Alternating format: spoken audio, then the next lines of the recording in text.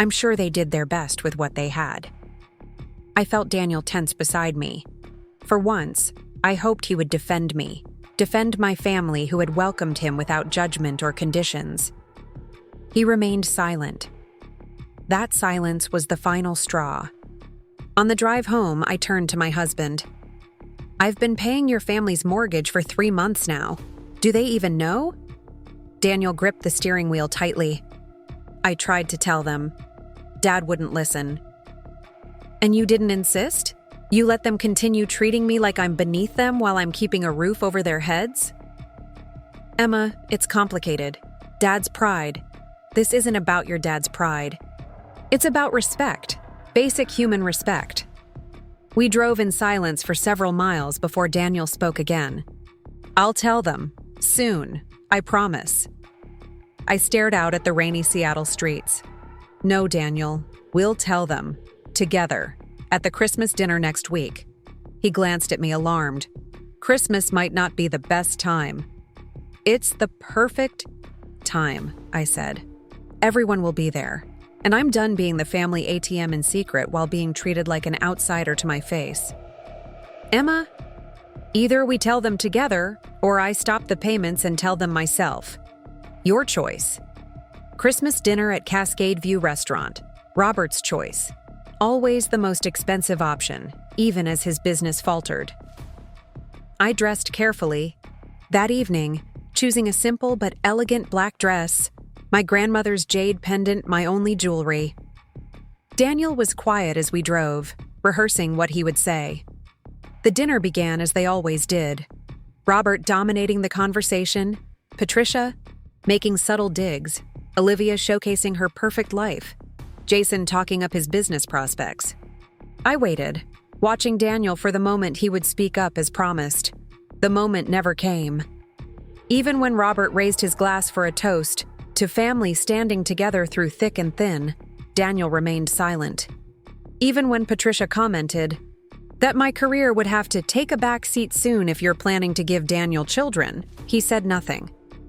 I excused myself to the restroom, where I received Marcus's text confirming the mortgage payment. 16 months of financial support, 16 months of disrespect. Something broke inside me. Returning to the table, I didn't sit down. Instead, I remained standing, champagne glass in hand. "I'd like to make a toast," I said, my voice steadier than I felt. The table fell silent, surprise evident on every face. I was the quiet one, the outsider who knew her place. Not anymore. "To family," I began. "To understanding what it truly means to support each other, not just with words, but with actions." I looked directly at Robert. Like paying someone's mortgage when their business is failing. I turned to Olivia. "Or knowing that the sister-in-law you criticize for working too much is actually covering the late payments on your perfect family home." The shock around the table was palpable. Patricia's face drained of color. Jason stopped mid-bite. Daniel stared at his plate. "Emma," Robert began, his voice dangerous, "I don't know what you think. Husband's family called me a gold digger at family dinner until they learned who pays their mortgage."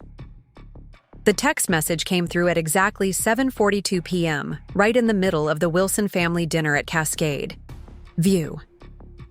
I felt my phone vibrate against my hip, but ignored it until I excused myself to use the restroom 20 minutes later. Standing in the marble-tiled sanctuary of the restaurant's powder room, I finally checked my screen. It was from Marcus, my financial advisor. Mortgage payment for the Wilson property processed successfully. That's 16 months straight now. Everything. Okay with the family dinner? I stared at my reflection in the ornate mirror, designer dress I'd splurged on for this occasion, carefully applied makeup, hair I'd spent an hour styling, all to try once again to fit in with Daniel's family. The irony wasn't lost on me. While Patricia Wilson had spent the last hour making subtle comments about my extravagant taste and how lucky I was to have married into such a stable family, I had just paid their mortgage. Again. for the 16th straight month. I texted back a quick, "Thanks, Marcus. We'll call tomorrow," and slipped my phone back into my purse. Taking a deep breath, I returned to the dining room where Robert was loudly holding court about the importance of self-reliance and how young people these days expect everything handed to them. "Emma, there you are," Patricia said with the smile that never quite reached her eyes. "Robert was just saying how impressed he is that Daniel supports your little marketing hobby. So many women these days put career before family." She placed her hand on Olivia's shoulder. "Unlike our Olivia, 20,000 Instagram followers, and she still makes time to be a proper wife and mother." I felt Daniel tense beside me. I squeezed his hand under the table as Olivia beamed. "The brand deals are really coming in now, Mom," Olivia said. "Jackson and I are thinking about renovating the kitchen next spring. You know, something high-end for my cooking videos."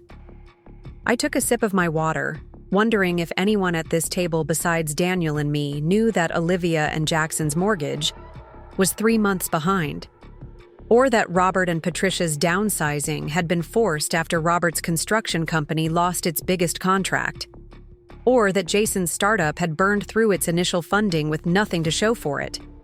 I knew all of this because I had seen the numbers.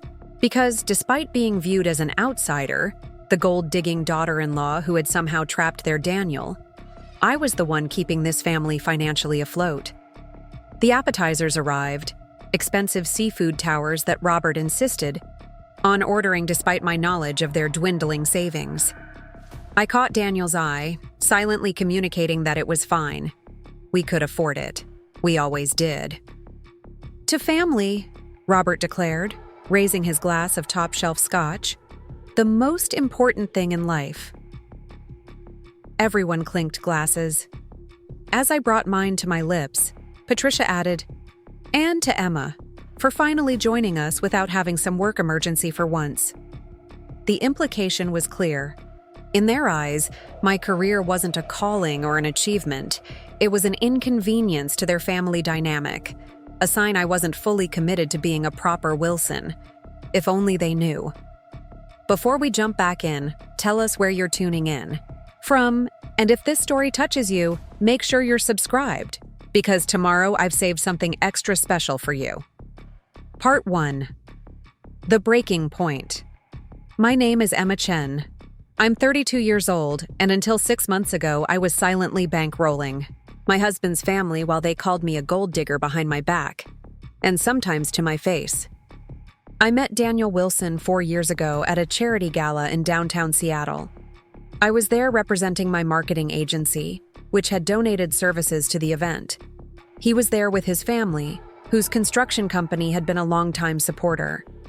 Daniel was different from his family, quieter, more thoughtful, with an architect's eye for detail and a kindness that seemed at odds with the loud, status-conscious energy of the Wilsons. We fell in love quickly. Daniel appreciated my drive and ambition, my dedication to my career, which had taken me from intern to executive in under a decade. I loved his creativity, his gentle humor, and the way he saw beauty in structures and spaces most people overlooked. What I didn't fully understand until after our wedding was how complicated his family's dynamics truly were. The Wilsons presented themselves as Seattle royalty, old money, and old values. The reality, which emerged slowly during our first year, of marriage was quite different. The day everything changed began normally enough. It was a Thursday in September, rain pattering against our condo windows as I prepared for an early client meeting.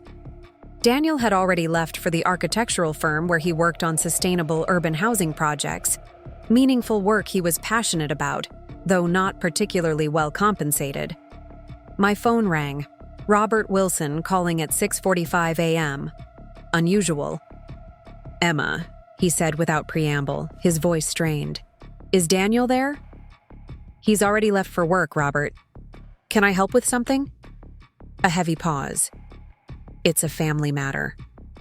The dismissal was clear, but something in his voice concerned me. "Is everything okay?" Another pause. "The bank called about the house. some mix-up with the mortgage payment. Daniel usually helps with these things. This was news to me. Daniel had never mentioned handling his parents' finances. "I'm happy to help. What's going on with the payment?" I heard Patricia in the background, her voice sharp. "Robert, hang up. We don't need to discuss our personal matters with—" Robert lowered his voice. "It's fine, Emma. Just have Daniel call when he gets home." The call ended. I sat with my coffee, troubled. Daniel and I had always been transparent about our finances. Preparing and narrating this story took us a lot of time, so if you are enjoying it, subscribe to our channel. It means a lot to us. Now back to the story. We maintained separate accounts but shared all information and major decisions. If he'd been helping his parents financially, why hadn't he mentioned it? I texted Daniel. "Your dad called about mortgage issues. Everything okay?" His response came, "Quickly, I'll handle it. Love you." I tried to focus on my day, client presentations, team meetings, the usual Thursday chaos. But the conversation with Robert lingered. By evening, I was determined to understand what was happening. Daniel came home tired, his shoulders tense as he loosened his tie. I waited until he'd changed, and we were sitting down to dinner before bringing it up. "So, what's going on with your parents' mortgage?" He pushed his food around the plate. "It's nothing. Dad's just disorganized with bills sometimes." "Has this happened before?" Daniel sighed. "Their business has been struggling since they lost the Westlake contract last year. Dad's too proud to admit it. I've been helping them out occasionally." "Helping how?" "Just covering shortfalls when they come up. It's temporary." I put down my fork. "How much have you been contributing?" His discomfort was palpable. "It varies. $2,000 last month. $1,500 before that." Those weren't small amounts, especially on his salary. "Where is this money coming from, Dan? Our joint savings?" No, my personal account. Which has been getting pretty low, right? Is that why you didn't want to join the trip to Vancouver last month? You said it was a work conflict." Daniel looked away. "I didn't want you to worry. You already do so much for us." I reached for his hand. "We're partners. You don't have to handle this alone. How bad is it with your parents?"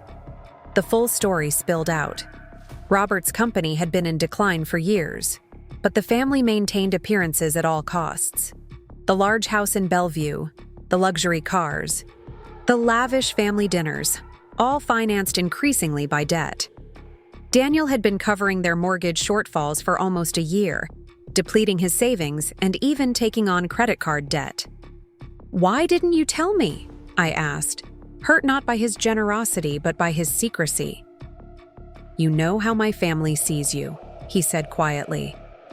"Mom already thinks you're not what she wanted for me. If they knew I couldn't help them without struggling myself, they'd blame me," I finished. "Because I'm already the career-obsessed wife who's supposedly dragging you away from family obligations."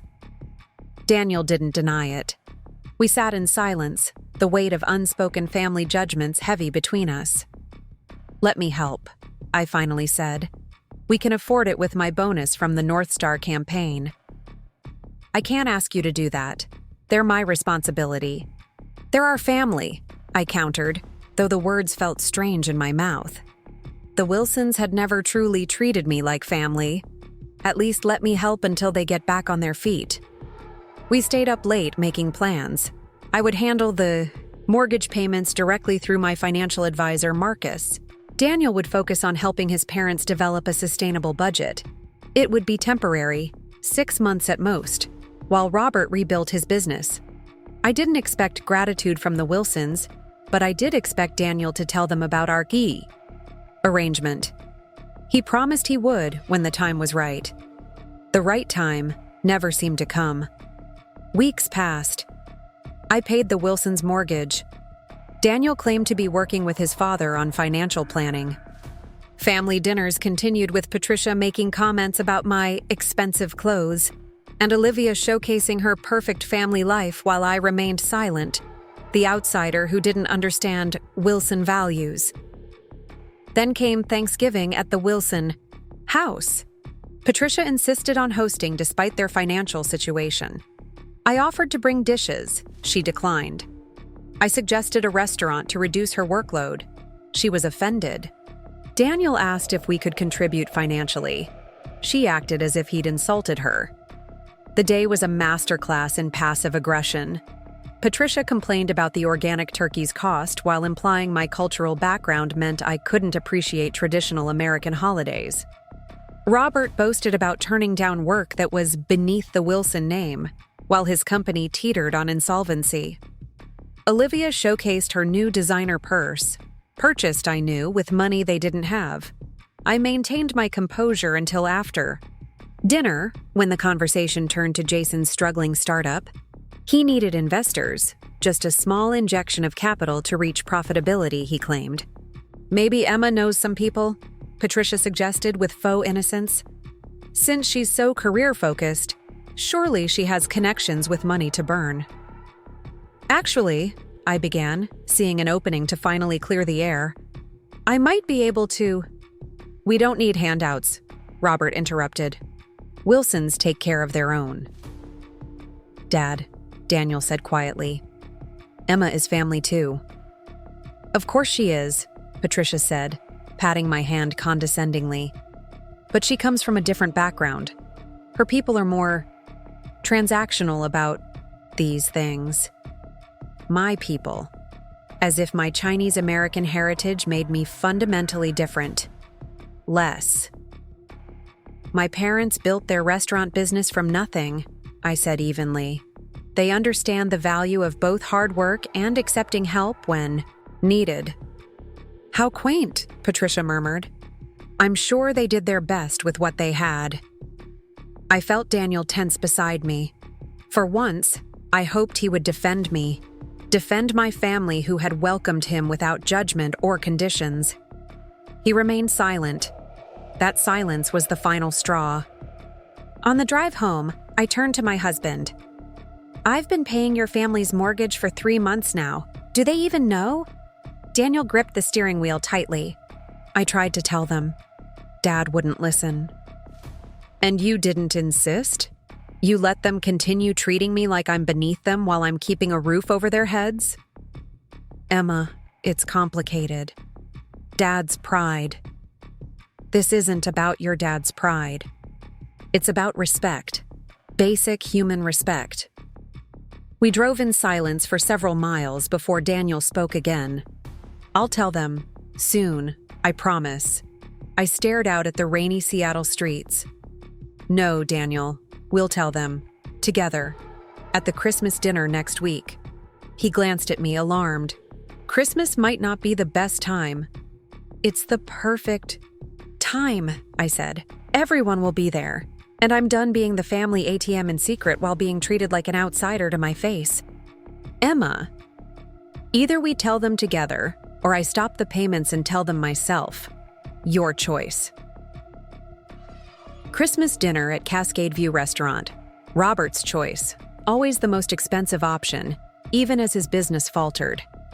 I dressed carefully that evening, choosing a simple but elegant black dress, my grandmother's jade pendant, my only jewelry. Daniel was quiet as we drove, rehearsing what he would say. The dinner began as they always did, Robert dominating the conversation, Patricia making subtle digs, Olivia showcasing her perfect life, Jason talking up his business prospects. I waited, watching Daniel for the moment he would speak up as promised. The moment never came.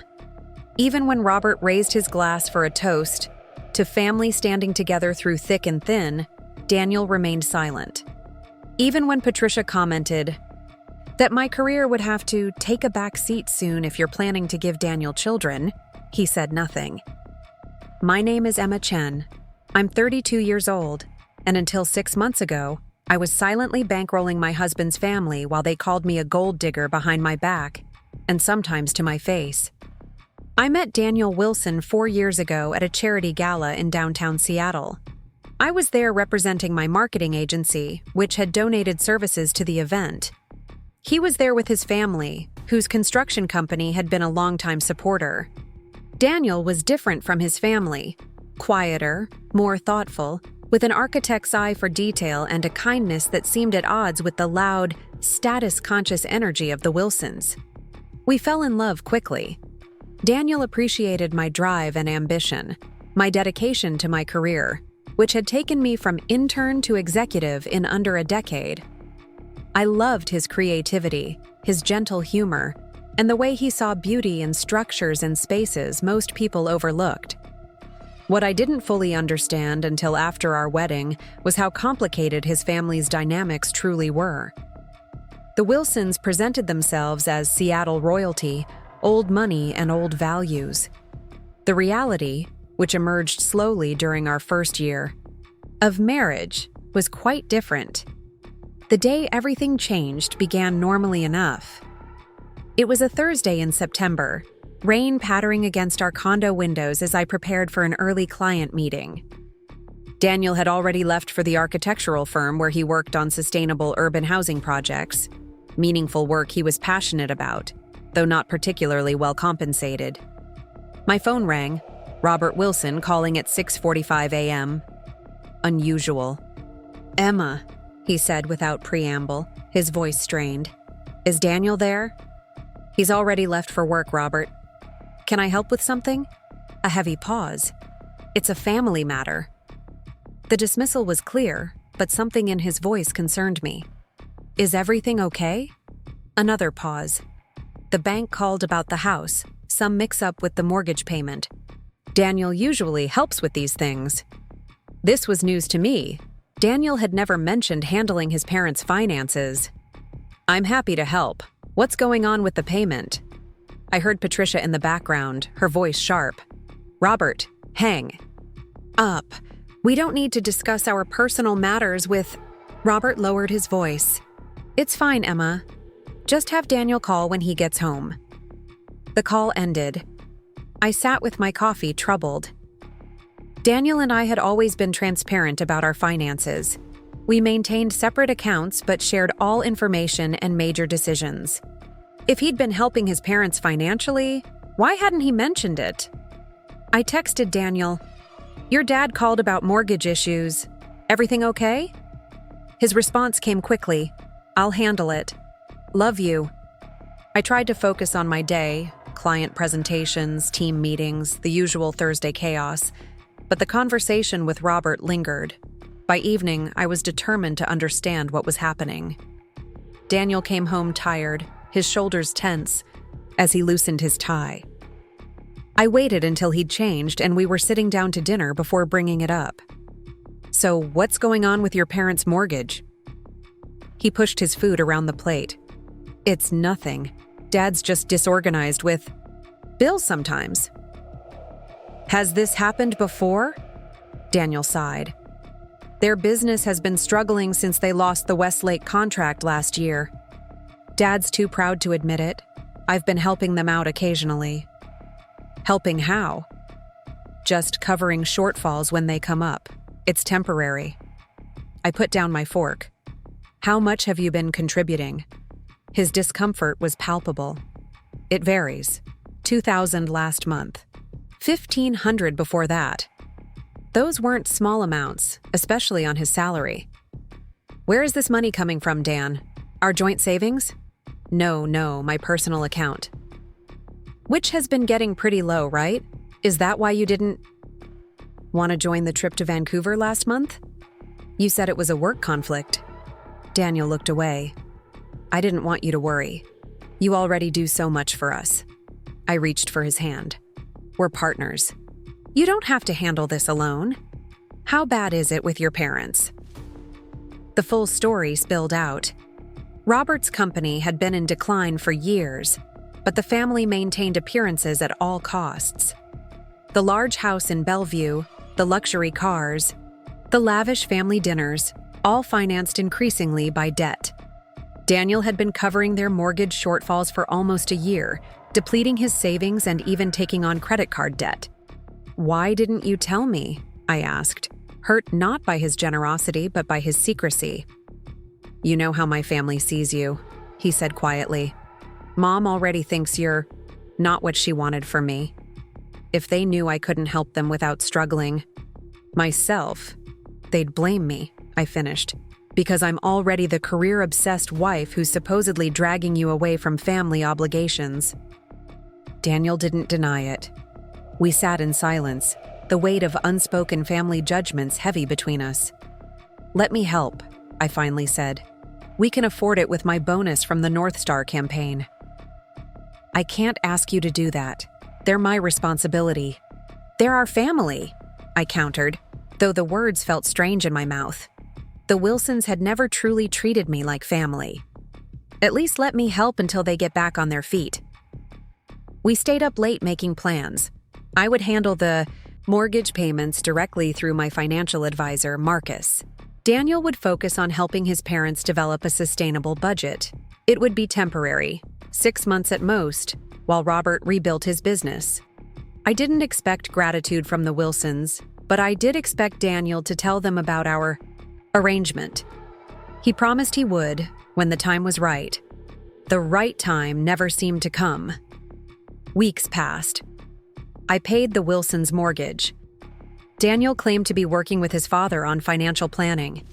Family dinners continued with Patricia making comments about my expensive clothes and Olivia showcasing her perfect family life while I remained silent, the outsider who didn't understand Wilson values.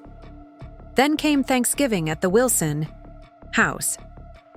Patricia insisted on hosting despite their financial situation. I offered to bring dishes. She declined. I suggested a restaurant to reduce her workload. She was offended.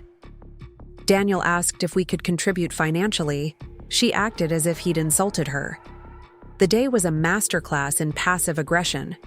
Patricia complained about the organic turkey's cost while implying my cultural background meant I couldn't appreciate traditional American holidays. Robert boasted about turning down work that was beneath the Wilson name, while his company teetered on insolvency. Olivia showcased her new designer purse, purchased, I knew, with money they didn't have. I maintained my composure until after dinner, when the conversation turned to Jason's struggling startup. He needed investors, just a small injection of capital to reach profitability, he claimed. "Maybe Emma knows some people," Patricia suggested with faux innocence. "Since she's so career-focused, surely she has connections with money to burn." "Actually," I began, seeing an opening to finally clear the air, "I might be able to—" "We don't need handouts," Robert interrupted. "Wilsons take care of their own." "Dad," Daniel said quietly, "Emma is family too." "Of course she is," Patricia said, patting my hand condescendingly. "But she comes from a different background.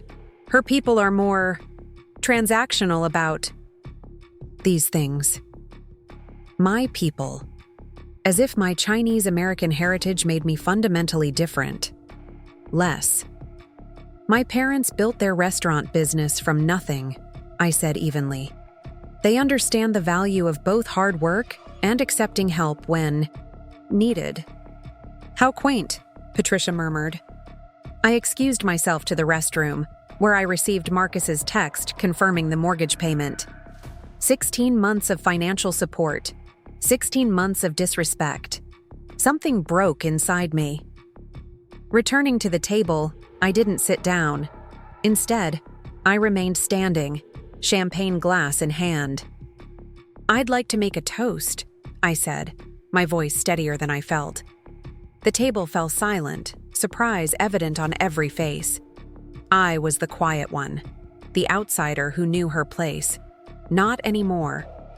"To family," I began, "to understanding what it truly means to support each other, not just with words, but with actions." I looked directly at Robert, like paying someone's mortgage when their business is failing. I turned to Olivia. "Or knowing that the sister-in-law you criticize for working too much is actually covering the late payments on your perfect family home." The shock around the table was palpable. Patricia's face drained of color. Jason stopped mid-bite. Daniel stared at his plate. "Emma," Robert began, his voice dangerous. "I don't know what you think." "I don't think, Robert. I know. I have documentation of every payment, every transfer, every financial rescue I've provided while being treated as if I'm not good enough for this family." "Daniel," Patricia turned to her son. "What is she talking about?" Daniel finally looked up. This was his moment to stand with me, to acknowledge the truth. "Mom," he said quietly, "Emma has been helping us, all of us." "Helping?" Robert's voice rose. "We never asked for her help." "No," I agreed. "You just took it without asking, without knowing, without saying thank you." I placed my napkin on the table. "I'm not a gold digger, Patricia. I'm the gold." With that, I walked out of the restaurant into the cold Seattle night, leaving stunned silence behind me. For the first time since joining the Wilson family, I felt truly free. In the car, I texted Sophia. "Finally did it. Told them everything." Her response came quickly. "Your place or mine? Wine is already open." I started the engine just as Daniel emerged from the restaurant, his face pale. He got into the passenger seat without speaking. After a long moment, he said, "You promised. We'd tell them together." "You promised you'd tell them months ago," I countered. "I gave you every opportunity tonight." "You humiliated them, publicly." "No, Daniel. They humiliated themselves with their hypocrisy." He stared out the windshield. "What happens now?" It was the question I'd been asking myself for months. What happens when you can no longer pretend? When the careful facade crumbles? When you finally stand in your truth? "Now," I said, pulling away from the restaurant, "we decide if there's anything worth saving." "I don't think, Robert. I know. I have documentation of every payment, every transfer, every financial rescue I've provided while being treated as if I'm not good enough for this family." "Daniel," Patricia turned to her son. "What is she talking about?" Daniel finally looked up. This was his moment to stand with me, to acknowledge the truth. "Mom," he said quietly, "Emma has been helping us, all of us." "Helping?" Robert's voice rose. "We never asked for her help." "No," I agreed. "You just took it without asking, without knowing, without saying thank you." I placed my napkin on the table. "I'm not a gold digger, Patricia. I'm the gold." With that, I walked out of the restaurant into the cold Seattle night, leaving stunned silence behind me. For the first time since joining the Wilson family, I felt truly free. In the car, I texted Sophia. "Finally did it. Told them everything." Her response came quickly. "Your place or mine? Wine is already open." I started the engine just as Daniel emerged from the restaurant, his face pale. He got into the passenger seat without speaking. After a long moment, he said, "You promised we'd tell them together." "You promised you'd tell them months ago," I countered. "I gave you every opportunity tonight." "You humiliated them, publicly." "No, Daniel. They humiliated themselves with their hypocrisy." He stared out the windshield. "What happens now?" It was the question I'd been asking myself for months. What happens when you can no longer pretend? When the careful facade crumbles? When you finally stand in your truth? "Now," I said, pulling away from the restaurant, "we decide if there's anything worth saving." The drive home was silent. Snow had begun to fall, dusting the Seattle streets with a deceptive purity that made everything look clean and new. I felt Daniel's eyes on me several times, but neither of us spoke. What was there to say? The truth, my truth, was finally out there, hanging between us like an uninvited guest. I parked in our designated spot at the condo building. As we rode, the elevator up, Daniel finally broke the silence. "They're going to lose the house." It wasn't what I expected him to say. Not an apology, not anger, just this flat statement of fact. They were going to lose it anyway, I replied, as the doors opened to our floor. Your father's business hasn't been profitable in over a year. You know that. They don't know how to live any other way, he said, following me down the hallway. I unlocked our door, kicked off my heels, and turned to face my husband. That's the problem, Daniel. They refuse to accept reality. They spend money they don't have to maintain an image that doesn't exist anymore. It's how they were raised, how I was raised. And look where it's gotten them. I gestured around our modest but well-appointed condo. We live within our means. We save. We plan. We work hard for everything we have. Your parents could learn from us instead of looking down on me for having a career and ambition. Daniel sank onto the couch, loosening his tie. What do you want from them, Emma? An apology? They're not going to change who they are overnight. I don't expect them to change overnight. I don't expect them to change at all, honestly. I poured myself a glass of water, needing something to do with my hands. But I'm done enabling their lifestyle while they treat me like I'm not good enough for their precious son. So you're cutting them off? Just like that? I leaned against the kitchen counter studying my husband, the man I loved, who had stood by silently for 16 months while his family demeaned me, who had lied to me about where his money was going, who had promised to tell his parents the truth, and then failed to do so again tonight. No, Daniel. I'm not cutting them off. I'm giving them a choice. I set my glass down carefully. They can acknowledge my contributions, treat me with respect, and work with us to develop a sustainable financial plan. Or they can continue pretending they're still Seattle royalty while their empire crumbles around them, without my money propping it up. You're asking them to choose between pride and survival. I'm asking them to choose reality over delusion. And I'm asking you to choose too. His head snapped up. Choose what? Who you're married to, Daniel. Me or your mother. His face flushed. That's not fair, isn't it?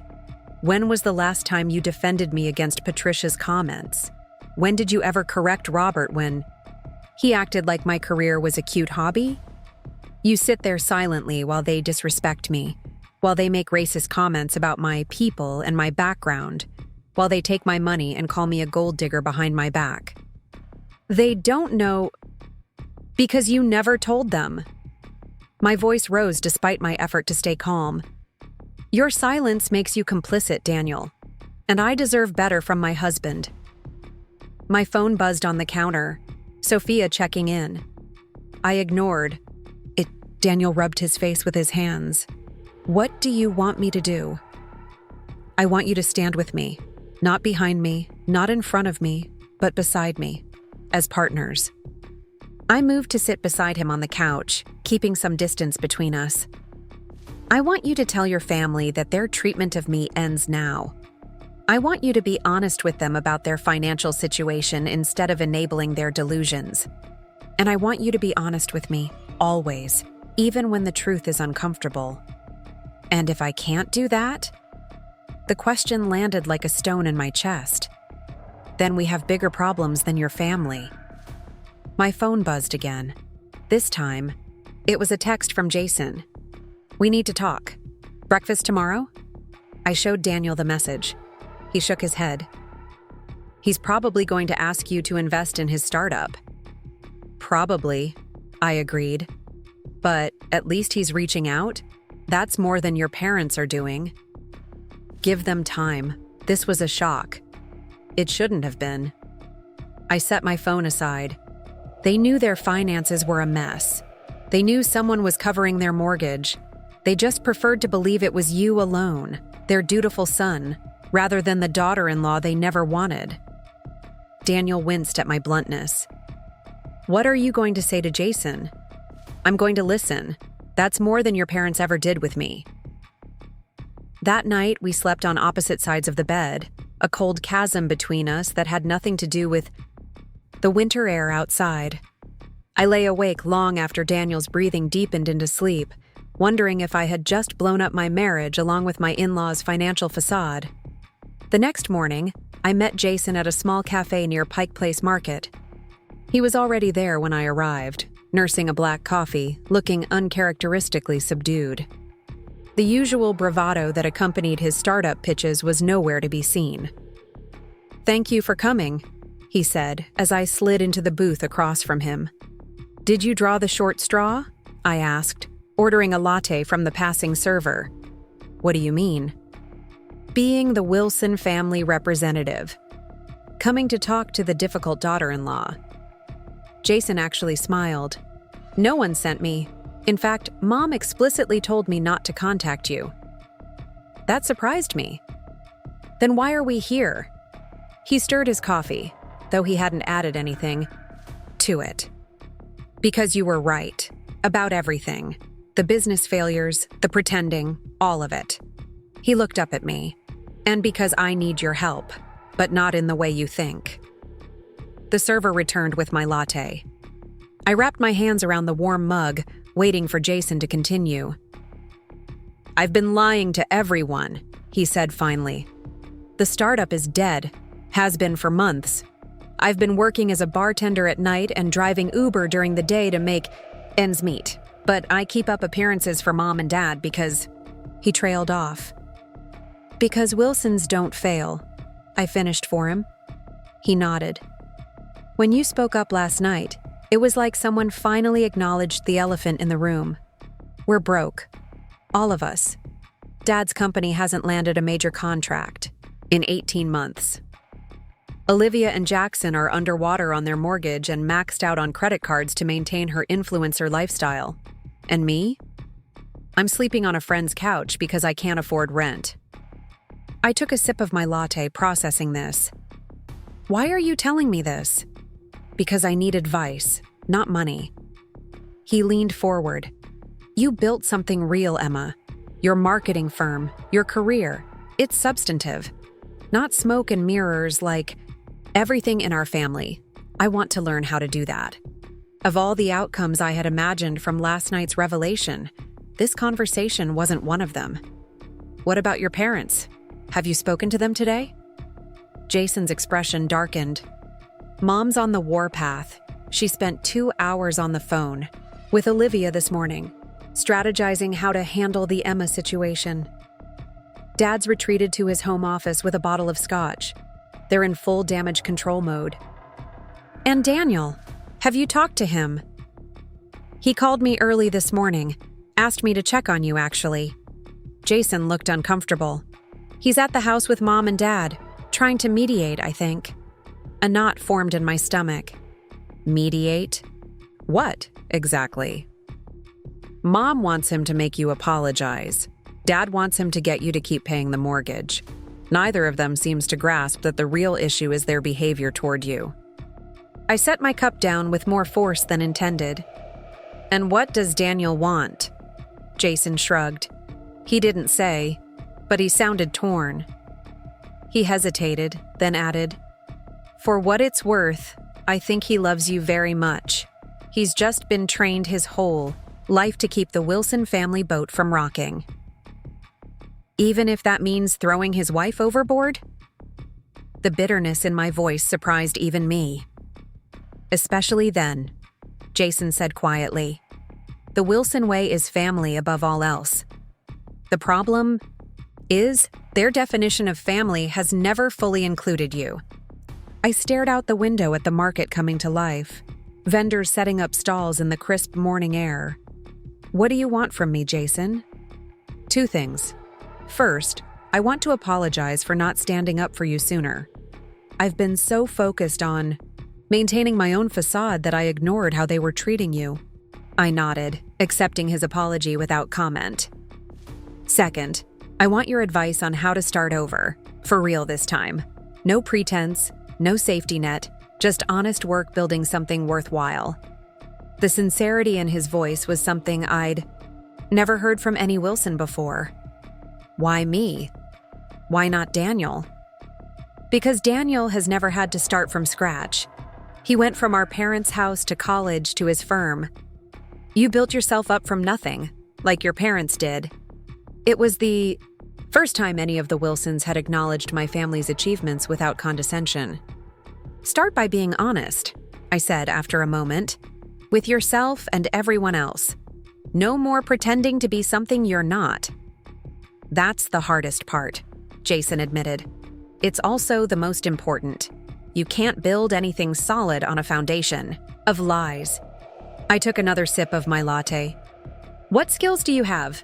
Real skills, not the entrepreneurial buzzwords on your LinkedIn profile. Our conversation shifted to practical matters. His background in computer science that he'd abandoned for the allure of being a startup founder. His aptitude for systems thinking. His experience managing teams even if those ventures ultimately failed. By the time we finished breakfast, we had outlined a plan for him to pursue a coding boot camp to refresh his technical skills while continuing his service jobs to stay afloat. As we were leaving, Jason hesitated at the door. There's one more thing. Olivia doesn't know I'm telling you this, but she and Jackson are on the verge of foreclosure. The bank gave them a final notice yesterday. Why is that my problem? The words came out harsher than I intended. It's not. You've done more than enough already. Jason looked uncomfortable. But they have kids, Emma. My niece and nephew might lose their home right after Christmas. I sighed. I'll think about it. That's all I ask. He surprised me by giving me a quick, awkward hug. For what it's worth, I'm glad Daniel married you. This family needed someone to speak the truth even if we didn't want to hear it.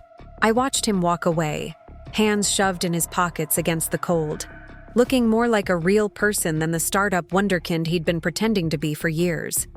It was the most honest interaction I'd ever had with any of the Wilsons, except Daniel. Speaking of whom, my phone showed 3 missed calls from my husband and a text. Where are you? We need to talk.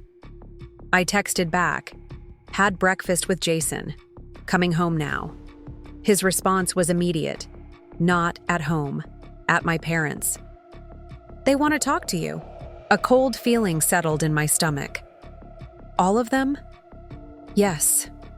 Please, Emma. It's important.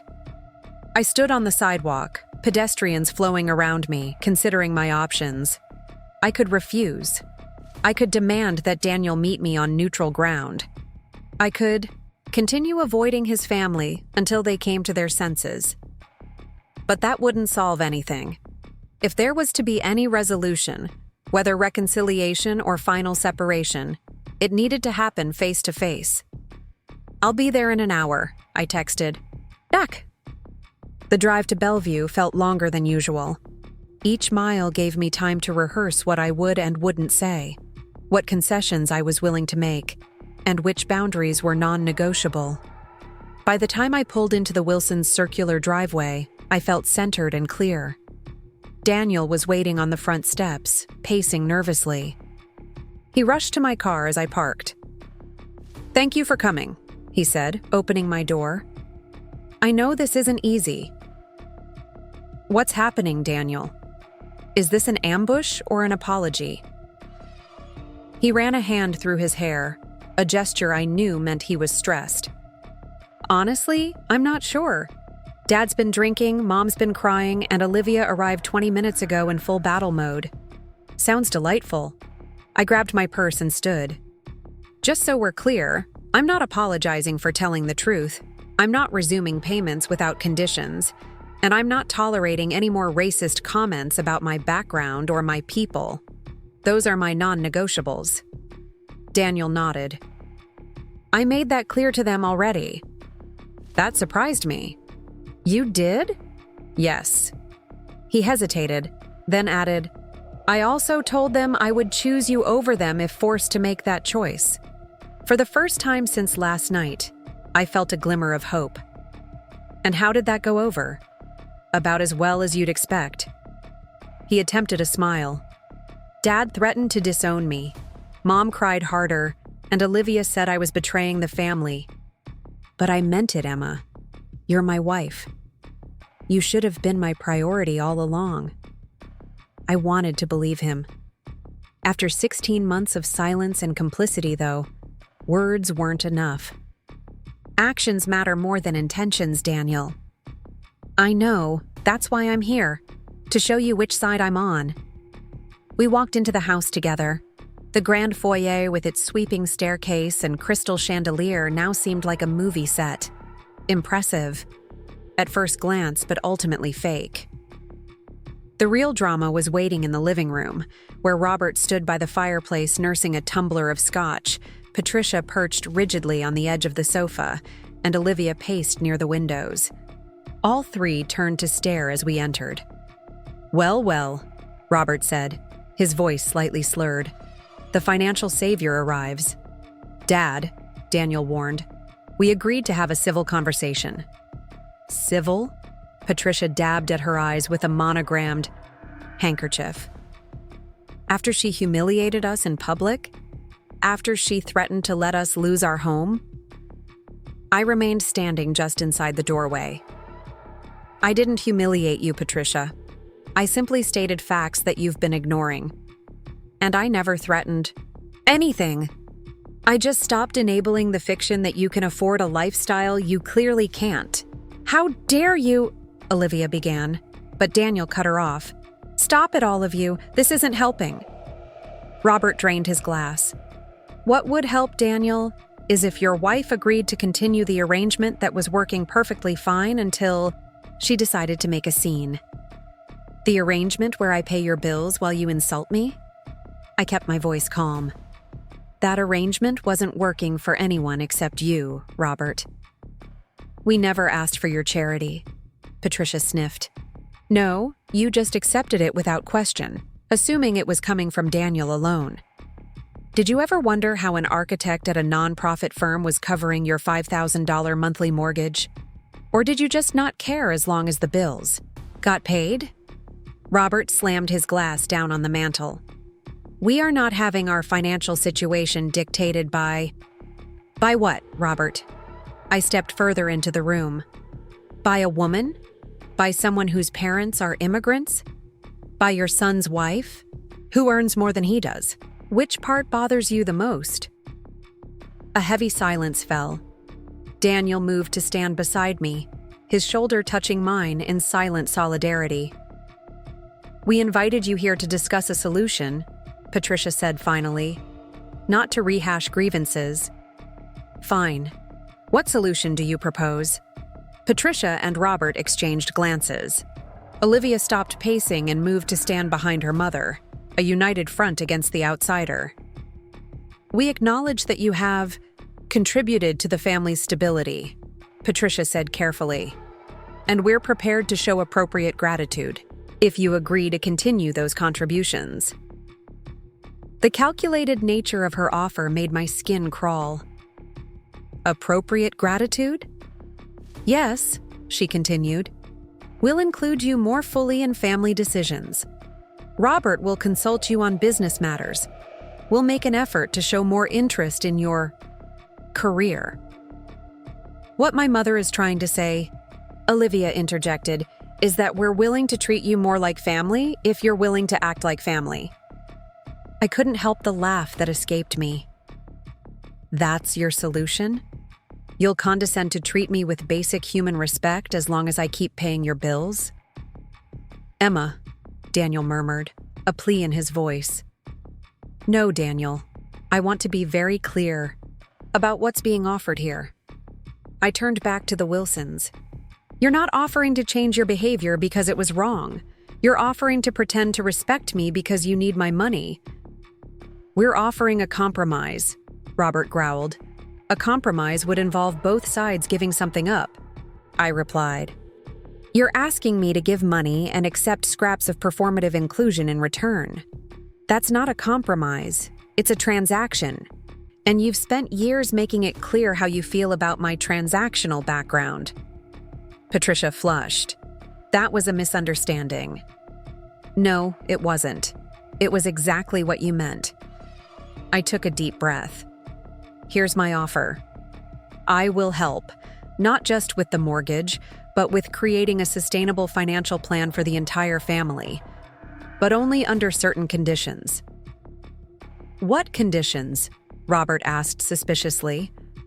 First, you acknowledge, genuinely, not just to my face, that your financial situation is dire and requires immediate intervention. No more pretending everything is fine. Patricia looked away, but Robert nodded grudgingly. Second, you work with a financial advisor of my choosing to create a realistic budget and debt management plan. That means downsizing, cutting expenses, and living within your actual means, not the means you wish you had. Our house, Olivia began, is more than you can afford, I finished. All of you are living beyond your means while hiding behind a facade of success. It ends now. And third? Robert asked, his jaw tight. Third, you treat me, and by extension, my family and my heritage, with genuine respect. Not because you need my money, but because I'm Daniel's wife and a member of this family, whether you like it or not. The room fell silent. Daniel squeezed my hand. What if we refuse? Robert finally asked. I met his gaze steadily. Then you're on your own. I won't watch you drown, but I won't keep you afloat while you spit in my face either. This is blackmail, Olivia hissed. No, Olivia. This is reality. I turned to face her. Jason told me about your foreclosure notice. I'm offering a lifeline here, not for my benefit, but for your children. Take it or leave it, but stop pretending you have other options. Patricia dabbed at her eyes again. We need time to discuss this privately. Take all the time you need, I replied, turning to leave. But understand that the longer you wait, the worse your financial situation becomes. Daniel followed me out to the foyer. That was impressive, he said quietly. It's the only way forward if they want my help, I replied. I won't be their secret ATM anymore. I know. He took my hands in his. I should have stood up for you long ago. I'm sorry, Emma, truly. I studied his face, the sincerity in his eyes, the tension in his shoulders. Coming here today was a start, but not enough. No, I admitted, not after 16 months. He nodded, understanding. What can I do to make this right? Between us, I mean. I thought about it for a moment. Be the partner I thought I married. Stand with me, not with them. And be honest, always, even when the truth is uncomfortable. I will, he promised. Starting now. As we walked to our separate cars, Daniel suddenly stopped. Whatever they decide, I want you to know something. What's that? You were right about everything. The family finances, their treatment of you, my silence. All of it. He looked back at the imposing house with its manicured lawn and expensive facade. I've been caught between two worlds. The Wilson way of maintaining appearances at all costs, and your way of facing reality with integrity. I choose your way, Emma. I choose you. For the first time in months, perhaps years, I felt like my husband was truly seeing me. Not as an extension of himself, not as a problem to be managed between competing loyalties, but as a partner worthy of standing beside him. Let's go home, I said. The Wilsons will make their decision with or without us hovering. As we drove away from the house with its too large mortgage and too fragile facade, I realized something important. Regardless of what Robert and Patricia decided, I had already won. Not because I'd exposed their financial lies or stood my ground against their manipulation, but because I'd finally found my voice in a family that had spent years trying to silence me. The truth, once spoken, couldn't be unheard, and in that truth lay a power that all the Wilson family pretense couldn't match. 3 days passed without a word from Robert or Patricia. Daniel checked in with Jason daily, getting cryptic updates about ongoing discussions and family meetings. Meanwhile, Olivia had gone silent on social media, a first in the 5 years I'd known her. The Wilson family image machine had ground to a halt. Daniel and I used the time to have long overdue conversations about our marriage, our finances, and our boundaries. For the first time, we discussed how his family's expectations had shaped our relationship from the beginning, how I'd always felt the need to prove myself worthy of their son, how he'd been caught between loyalty to his parents and support for his wife. I never realized how much I was still living by their rules, Daniel admitted one evening as we sat on our balcony, watching the Seattle skyline glitter against the winter sky. Even after moving out, getting married, building my own career, I was still making decisions based on what would please them, or at least not upset them. That's how they raised you, I said, to prioritize family harmony over personal truth. He took my hand. But you're my family now, Emma. You should have been my priority all along. I squeezed his fingers, appreciating the sentiment, but still cautious. Words were easy. Sustained change was harder. What happens if they refuse my conditions? If they choose pride over help? Daniel was quiet for a long moment. Then they make their own bed. I can love them without enabling them. It was the answer I needed to hear, an acknowledgement that sometimes true support means allowing people to face the consequences of their choices. On the 4th day, my phone rang during a client meeting. Seeing Robert's name on the screen, I excused myself and stepped into the hallway. "Emma," he said, his voice rougher than usual. "Patricia and I have discussed your proposal. We'd like to meet, today, if possible." I checked my watch. "I can be there at 6. "No, not at our house." He cleared his throat. "Somewhere, neutral. And we'd prefer if it was just you, without Daniel. There are some things that need to be said privately." Warning bells rang in my mind. "I don't think that's a good idea, Robert. Please." The word sounded foreign coming from him. "It's important." After a moment's hesitation, I suggested, "The Heartwood Cafe near Pike Place, 7 o'clock. And I'll be telling Daniel exactly where I am and who I'm meeting." "Fine." Robert sounded resigned rather than combative. "We'll see you then." Throughout the rest of my workday, I found myself distracted, running through potential scenarios. Was this a genuine olive branch or another manipulation? Had they actually accepted my terms, or were they planning to make a counteroffer? And why did they want to meet without Daniel? I called my husband as soon as my last meeting ended. "They want to meet me alone," I told him, "at Heartwood Cafe." Daniel's concern was immediate. "That's unusual. Dad never suggests coffee shops. Too public, too casual for Wilson business." "Exactly. And they specifically asked that you not be there." He was silent for a moment. "Do you want me to come anyway? I could sit at another table, just be nearby in case." "In case what? They cause a scene? Try to strong-arm me?" I smiled despite my nervousness. "I appreciate the offer, but I can handle your parents. I just wanted you to know where I'll be and who I'm meeting. Call me immediately afterward. I promise." I arrived at Heartwood 15 minutes early, choosing a table in the back corner with a clear view of the entrance. The cafe was busy but not crowded, the after-work rush having subsided. I ordered a chai tea and waited, rehearsing what I would and wouldn't say.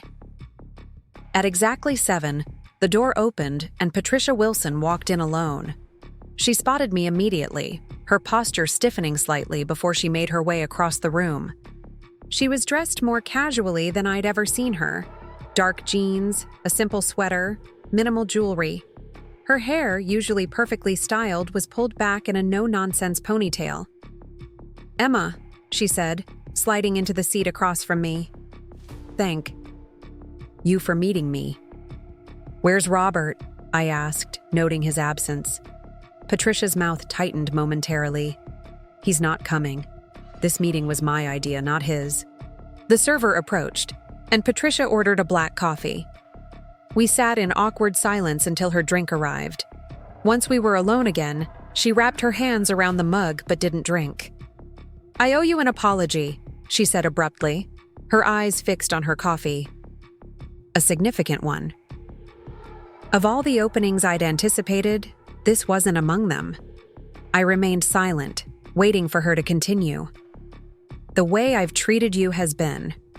She paused, seemingly searching for the right word. "Shameful. There's no other way to describe it. I've been judgmental, condescending, and at times deliberately cruel." I studied her face, looking for signs of insincerity, finding none. "Why are you telling me this now?" She looked up then, meeting my eyes directly. "Because your ultimatum forced me to confront some uncomfortable truths about myself, about our family, about the facade we've been maintaining." Such as? Such as the fact that we're not the elite family we pretend to be. That Robert's business has been failing for years while we've continued living as if nothing changed. That my children have adopted our worst traits, valuing appearance over substance, pride over prudence. She took a small sip of her coffee. "And that I've been particularly hard on you not because you don't fit into our family, but because you remind me of who I used to be before I became a Wilson." That caught me off guard. "What do you mean?" Patricia set her cup down carefully. "I wasn't born into privilege, Emma. My parents were school teachers in Tacoma. I worked 3 jobs to put myself through college. When I met Robert, he was from a good family, old Seattle money, social connections, the kind of background that opened doors. I thought marrying him would give me security, stability." She smiled ruefully. "And it did for many years. But that security came with unspoken rules. Appear successful at all times. Never admit financial struggles. Maintain the Wilson reputation at all costs. And you resent me because you've achieved on your own what I got through marriage. Because you haven't compromised your identity or your ambitions to fit into our world. Because you see through the facade I've spent 35 years maintaining." She shook her head slightly. "And because every time you walk into a room confident in your career, your intelligence, your independence, I see the woman I might have been if I'd made different choices." I sat back, processing her words.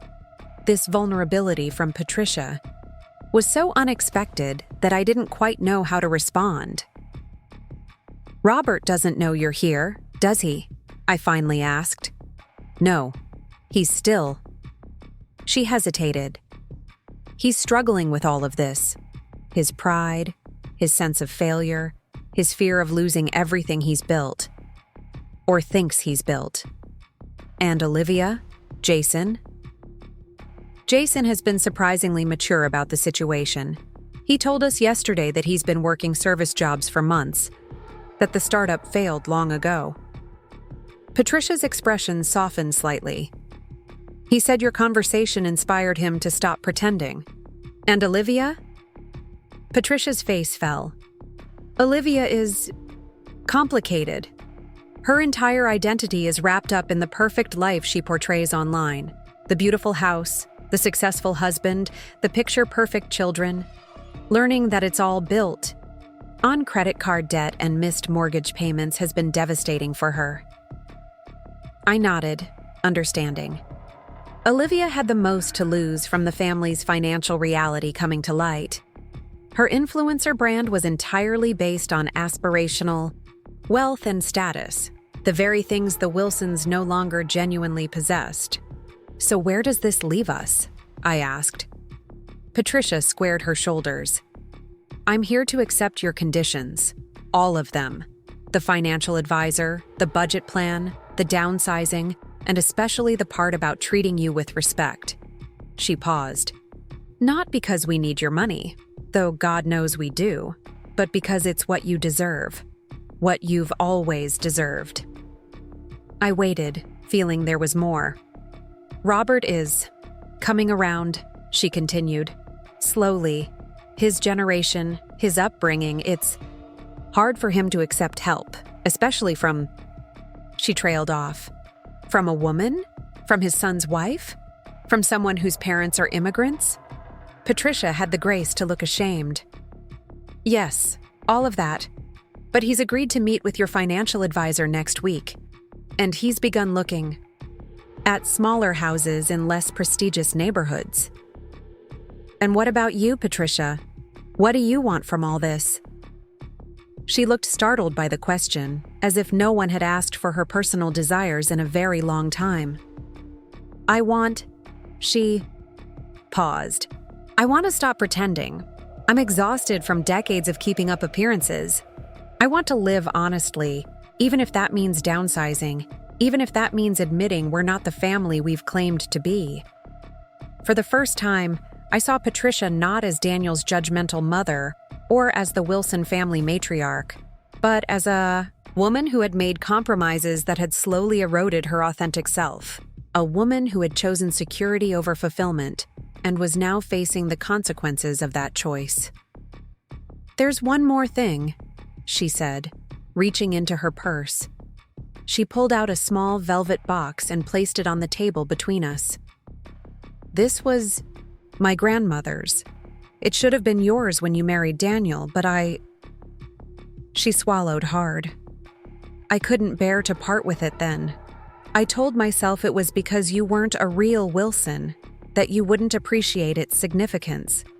But the truth is, I didn't think you needed my approval or my family heirlooms to be successful. And that threatened me. I opened the box to find a delicate sapphire ring surrounded by tiny diamonds. My grandmother was an immigrant too, Patricia said quietly. From Norway. She worked as a seamstress in Ballard, saved every penny, eventually opened her own shop.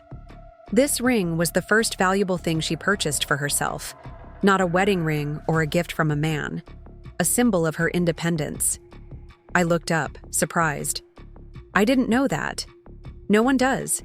It didn't fit the Wilson narrative, so I rarely mentioned it. Patricia's eyes were bright with unshed tears. I'd like you to have it. Not because you need family jewelry to validate your place in our family, but because you embody her spirit more than anyone else I know, including myself. I closed the box gently, not yet taking it. Why are you really doing this, Patricia? The apology, the ring, all of it? She met my gaze directly. Because I want a relationship with my son, and he's made it clear that respecting you is non-negotiable. Because I want to know my future grandchildren, and I'm not foolish enough to believe I can mistreat their mother and still be welcomed into their lives. And because, frankly, you're the only one in this family who has the financial acumen and strength of character to help us out of the mess we've created. Her honesty was refreshing, if not entirely altruistic, but I appreciated that she didn't pretend this was solely about recognizing her past wrongs. What do you need from me right now? I asked. Your help with Robert, she admitted. He'll respond better to the financial realities coming from you directly, rather than through Daniel. You have the expertise he respects, even if he's been reluctant to acknowledge it. I nodded slowly. I'll meet with him. And I'll bring Marcus, my financial advisor, but I want Daniel there too. Of course. Patricia hesitated, then added, and perhaps we could have dinner sometime, just the two of us. I'd like to get to know you, the real you, not the version of you I created in my mind. It was a small olive branch, but a genuine one. I'd like that. As we finished our drinks, Patricia suddenly asked, does Daniel know how bad it really is, the full extent of the family's financial troubles? I don't think so, I admitted. He knows about the mortgage issues and some of the business problems, but probably not the complete picture. Patricia nodded. Robert has been protecting him from the worst of it, old habits. Daniel deserves to know the truth, all of it. Yes, he does. She stood, gathering her purse. I'll speak with Robert tonight. Prepare him for the meeting with your financial advisor. And Emma. She paused. Thank you. Not just for the financial help, but for being stronger than I ever was. for refusing to be diminished to fit into our family mold. As I watched Patricia walk out of the cafe, shoulders straight but somehow less rigid than before, I felt an unexpected sense of connection to her. Not forgiveness, not yet, but understanding. She had made different choices than I would, have compromised parts of herself that I refused to sacrifice, but she was trying, in her way, to make amends. I called Daniel from the cafe, giving him a brief overview of the conversation. My mother apologized? Actually apologized? The disbelief in his voice was clear. Yes, and quite thoroughly. She was. Different. More honest than I've ever seen her. What about Dad? Still struggling, according to Patricia, but willing to meet with Marcus next week. I hesitated. Daniel, I think there's more to your family's financial situation than we know. Your mother implied it's worse than what you're aware of. He was quiet for a moment. That wouldn't surprise me. Dad has always kept the details of the business close to his chest. Even when I asked direct questions, he'd give vague reassurances. We need full transparency if we're going to help them. I agree. He sounded tired but relieved. Are you coming home now? Soon. I need a little time to process everything. After we hung up, I sat nursing a second chai, turning Patricia's grandmother's ring box over in my hands. The story behind it changed everything I thought I knew about my mother-in-law. How many other assumptions had I made about the Wilsons that weren't entirely accurate?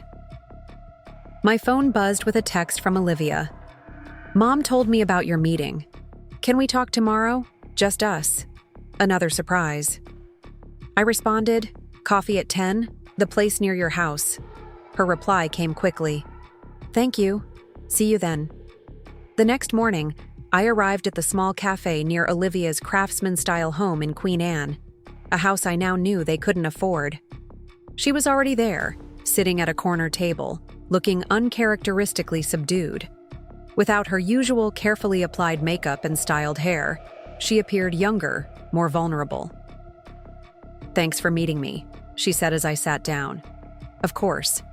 An awkward silence fell between us. In 4 years of knowing Olivia, we'd never had a one-on-one conversation that wasn't superficial or related to family events. Jackson moved out, she finally said, staring into her coffee cup. 3 days ago. Said he couldn't handle the financial pressure anymore. I'm sorry, Olivia.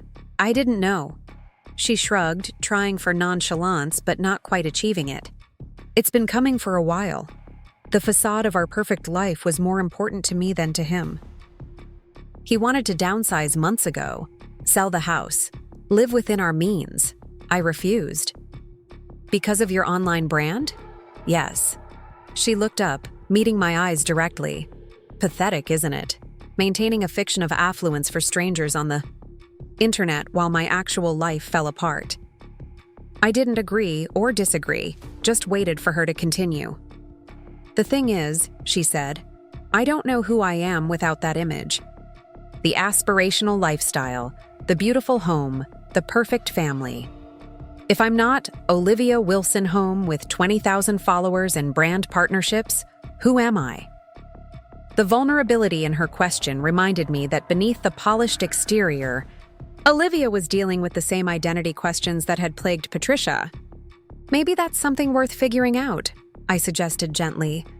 Who Olivia is beyond the curated Instagram posts. She nodded slowly.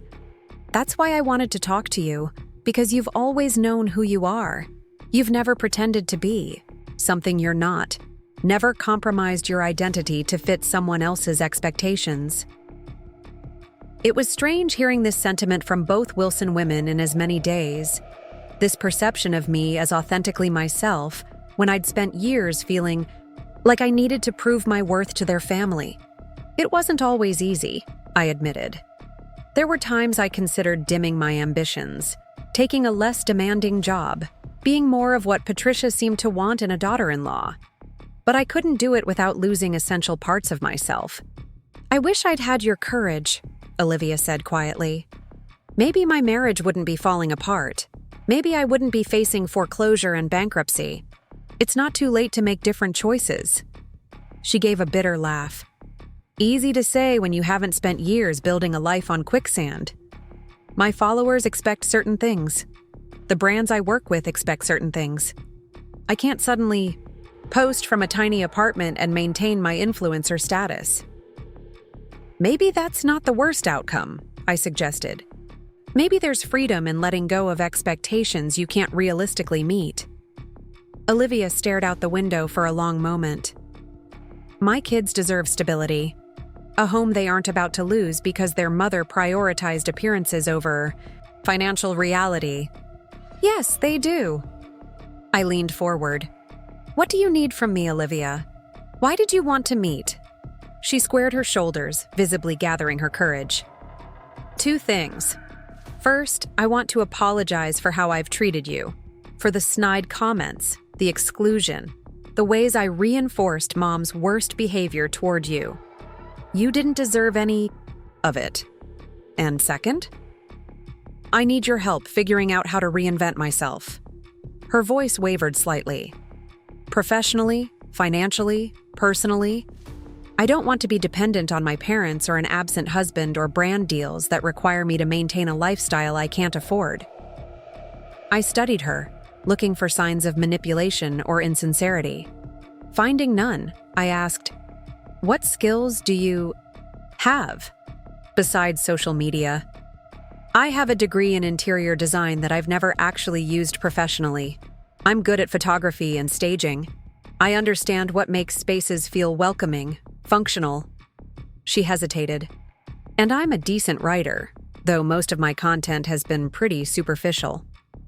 Those are marketable skills, Olivia. Skills that don't require you to maintain an unsustainable lifestyle. But I'd have to start over, at 36, with 2 children depending on me. Yes, I agreed, and it would be challenging. But I did it when I was 22, broke, and facing racism and sexism at every turn. If I could build something from nothing then, you can rebuild with the advantages and connections you already have. For the first time, a glimmer of genuine respect flickered in Olivia's eyes. Will you help me? Yes, I said after a moment's consideration. With conditions. What conditions? Complete honesty. No more pretense, no more facade, and a genuine effort to accept me as your brother's wife and a member of this family. Not because you need my help, but because it's the right thing to do. Olivia nodded slowly. I can do that. I want to do that. We spent the next hour discussing possibilities, how she might pivot her online presence to focus on affordable design, how her photography skills could translate to a more sustainable income stream, how her existing network could be leveraged in new ways. By the time we finished our coffee, a tentative plan had formed. As we were leaving, Olivia hesitated by the door. There's one more thing you should know about Dad's business. I felt a prickle of apprehension. What about it? It's not just struggling. She lowered her voice. There's a lawsuit. A major client is suing for breach of contract. If they win, when they win, it could mean personal bankruptcy for Mom and Dad. They could lose everything. The weight of this revelation settled. Heavily. Does Daniel know? She shook her head. Dad has kept it from everyone except Mom. I only know because I overheard them arguing about it last week. She touched my arm briefly. He needs to know before your meeting with the financial advisor, before you decide how much to help. I nodded, thanking her for the information. As I drove home, my mind raced with implications. A lawsuit could change everything. The financial planning, the timeline for recovery, the extent of assistance required. It might even exceed what Daniel and I could reasonably provide. When I arrived at our condo, Daniel was waiting, eager to hear about my conversation with Olivia. I shared most of it, her apology, her request for help, our preliminary plans for her career pivot, but held back the revelation about the lawsuit. That needed to come from Robert directly. 2 Wilson women apologizing in 2 days, Daniel marveled. The apocalypse must be near. I smiled despite my concern. Your mother's was more substantive. Olivia's still figuring things out, but I think she's genuinely ready for change. Because she has no choice, he pointed out. Sometimes that's what it takes. I sat beside him on the couch. The question is, are you ready for how different your family might look on the other side of this? Smaller house, more modest lifestyle, less emphasis on status and appearances? Daniel considered this. Honestly, I think they might be happier. Dad's been killing himself trying to maintain the Wilson legacy. Mom's been trapped in a role that stifles who she really is. Maybe downsizing isn't just financially necessary. Maybe it's emotionally necessary too. His insight surprised me. When did you become so insightful about your family's emotional state? He smiled ruefully. When my wife forced me to see what was right in front of me all along. He took my hand. I've been thinking about something. What if we approached this not just as a financial rescue, but as a fresh start for all of us?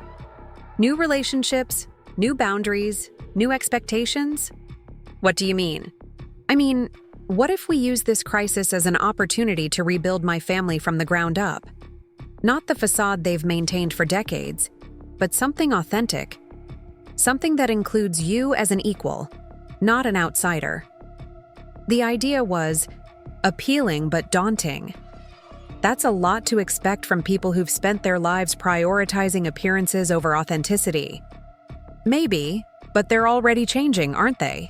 Mom reaching out independently, Olivia asking for help, even Dad agreeing to meet with a financial advisor. His optimism was touching, but I remained cautious. There's still a lot we don't know about their situation. We'll find out soon. Enough, Daniel said. The important thing is that we're approaching this together, united. I leaned against his shoulder, drawing comfort from his presence while wondering how he would react when he learned the full extent of his father's troubles. The lawsuit Olivia had mentioned could complicate everything, financially and emotionally. But for now, I chose to focus on the positive changes. Patricia's unexpected vulnerability, Olivia's request for guidance, Daniel's commitment to standing with me rather than between me and his family. Small steps toward a healthier dynamic. Tomorrow would bring the meeting with Robert and Marcus, where the full financial picture would emerge. Tomorrow would test Robert's willingness to accept help, Daniel's ability to face his family's reality, and my capacity for forgiveness. Tonight, though, sitting in the quiet of our home with Daniel's arm around me, I allowed myself to hope that something genuine might emerge from the ruins of the Wilson family facade, something built on truth, rather than appearances, mutual respect rather than obligation, and authentic connection rather than performative family loyalty. The path forward wouldn't be easy. Decades of patterns couldn't be changed overnight. Pride, resentment, and old habits would resurface along the way. But for the first time since joining the Wilson family, I felt like an active participant in shaping its future rather than an outsider expected to conform to its past. And that, perhaps, was the most significant change of all. The morning of our meeting with Robert arrived with a heaviness that matched the gray Seattle sky. Daniel and I had spent the previous evening preparing questions, reviewing our own finances, and discussing how much we could reasonably contribute to his family's recovery without jeopardizing our future. We need to set clear limits, I reminded him over breakfast. Emotional and financial boundaries that protect us while still helping your family. Daniel nodded, stirring his coffee absently. I keep thinking about what you said, that there might be more to their financial troubles than we know. What if it's worse than we're imagining? I hesitated, wrestling with whether to share Olivia's revelation about the lawsuit. I'd promised myself not to keep secrets from Daniel, but this felt like Robert's information to disclose. We'll find out soon enough, I finally said. The important thing is that we present a united front. Marcus, my financial advisor, met us at his downtown office 30 minutes before Robert was scheduled to arrive. With his rimless glasses and calm demeanor, Marcus projected exactly the kind of steady competence needed for difficult financial conversations. "I've prepared a preliminary assessment based on what you've told me," he said, spreading documents across the conference table. "But without full disclosure from Mr. Wilson, we're working with significant knowledge gaps." "He'll be resistant," Daniel warned. "Financial transparency isn't exactly a Wilson family value." Marcus smiled slightly. "I've worked with proud clients before. Sometimes it helps to focus on solutions rather than problems, showing a path forward before dwelling on past mistakes." At precisely 10 o'clock, the receptionist announced Robert's arrival. He entered the room with a fraction of his usual commanding presence, his shoulders slightly stooped, his handshake less firm. Patricia wasn't with him. Daniel, Emma. He nodded to each of us before turning to Marcus. "You must be the financial advisor." After brief introductions, we settled around the table. An uncomfortable silence filled the room until Robert cleared his throat. "Before we begin, there's something I need to say." He looked directly at me, his expression unreadable. "Patricia told me about your conversation, about her apology. I want you to know that He paused, visibly struggling. "I share her sentiments. My behavior toward you has been inexcusable." Daniel shifted beside me, clearly surprised by his father's words. I remained silent, waiting. "I've spent my life believing that a man's worth is measured by his ability to provide for his family, to build something lasting, to maintain a certain standing in the community." Robert's voice roughened. "When my business began failing, I couldn't face it. Couldn't admit that I was losing everything I'd built. So I doubled down on the facade, spent money we didn't have, borrowed against assets we could barely maintain." He turned to Daniel. "I didn't want you to see me as a failure. You or your sister, or the community we've been part of for generations." "Dad," Daniel began, but Robert held up a hand. "Let me finish. This isn't easy for me." He took a deep breath. "I resented Emma's success because it highlighted my failures. I resented her financial independence because I was losing mine. I resented her clear-eyed view of our situation because I was desperately trying to avoid seeing it myself." The raw honesty in his words surprised me. This was a different Robert Wilson than the blustering, condescending man who had dismissed me for years. "There's more you need to know." He pulled a folder from his briefcase and slid it across the table. "The complete picture, all of it. The business losses, the debt, the credit cards, the loans against the house." He hesitated. "And the lawsuit." Daniel tensed beside me. "Lawsuit? What lawsuit?" Robert's shoulders sagged further. "Westridge. Development is suing for breach of contract. We failed to complete their project on time, with significant construction defects. They're seeking $7 million in damages." The amount hung in the air like a death knell. $7 million was far beyond anything Daniel and I could help with, beyond what most families could absorb. "Do you have liability insurance?" Marcus asked, already scanning the documents. "Yes, but it only covers up to $2 million. And given the evidence they have," Robert shook his head. "My lawyer says we'll likely lose. When that happens, they can come after personal assets." Daniel leaned forward. "Why didn't you tell me? All this time?" "Because I was ashamed." Robert cut in. "Because I wanted to fix it before you knew how badly I'd failed. Because I'm your father, and I'm supposed to have answers, not problems." Marcus cleared his throat gently. "Mr. Wilson, would you mind if I reviewed these materials for a few minutes? Some of this information significantly changes our approach." Robert nodded, and an uncomfortable silence fell as Marcus methodically worked through the documents. Daniel stared at his father with an expression mixing concern and bewilderment. I watched both men, seeing the family resemblance in their profile, in the way they held tension in their shoulders. Finally, Marcus looked up.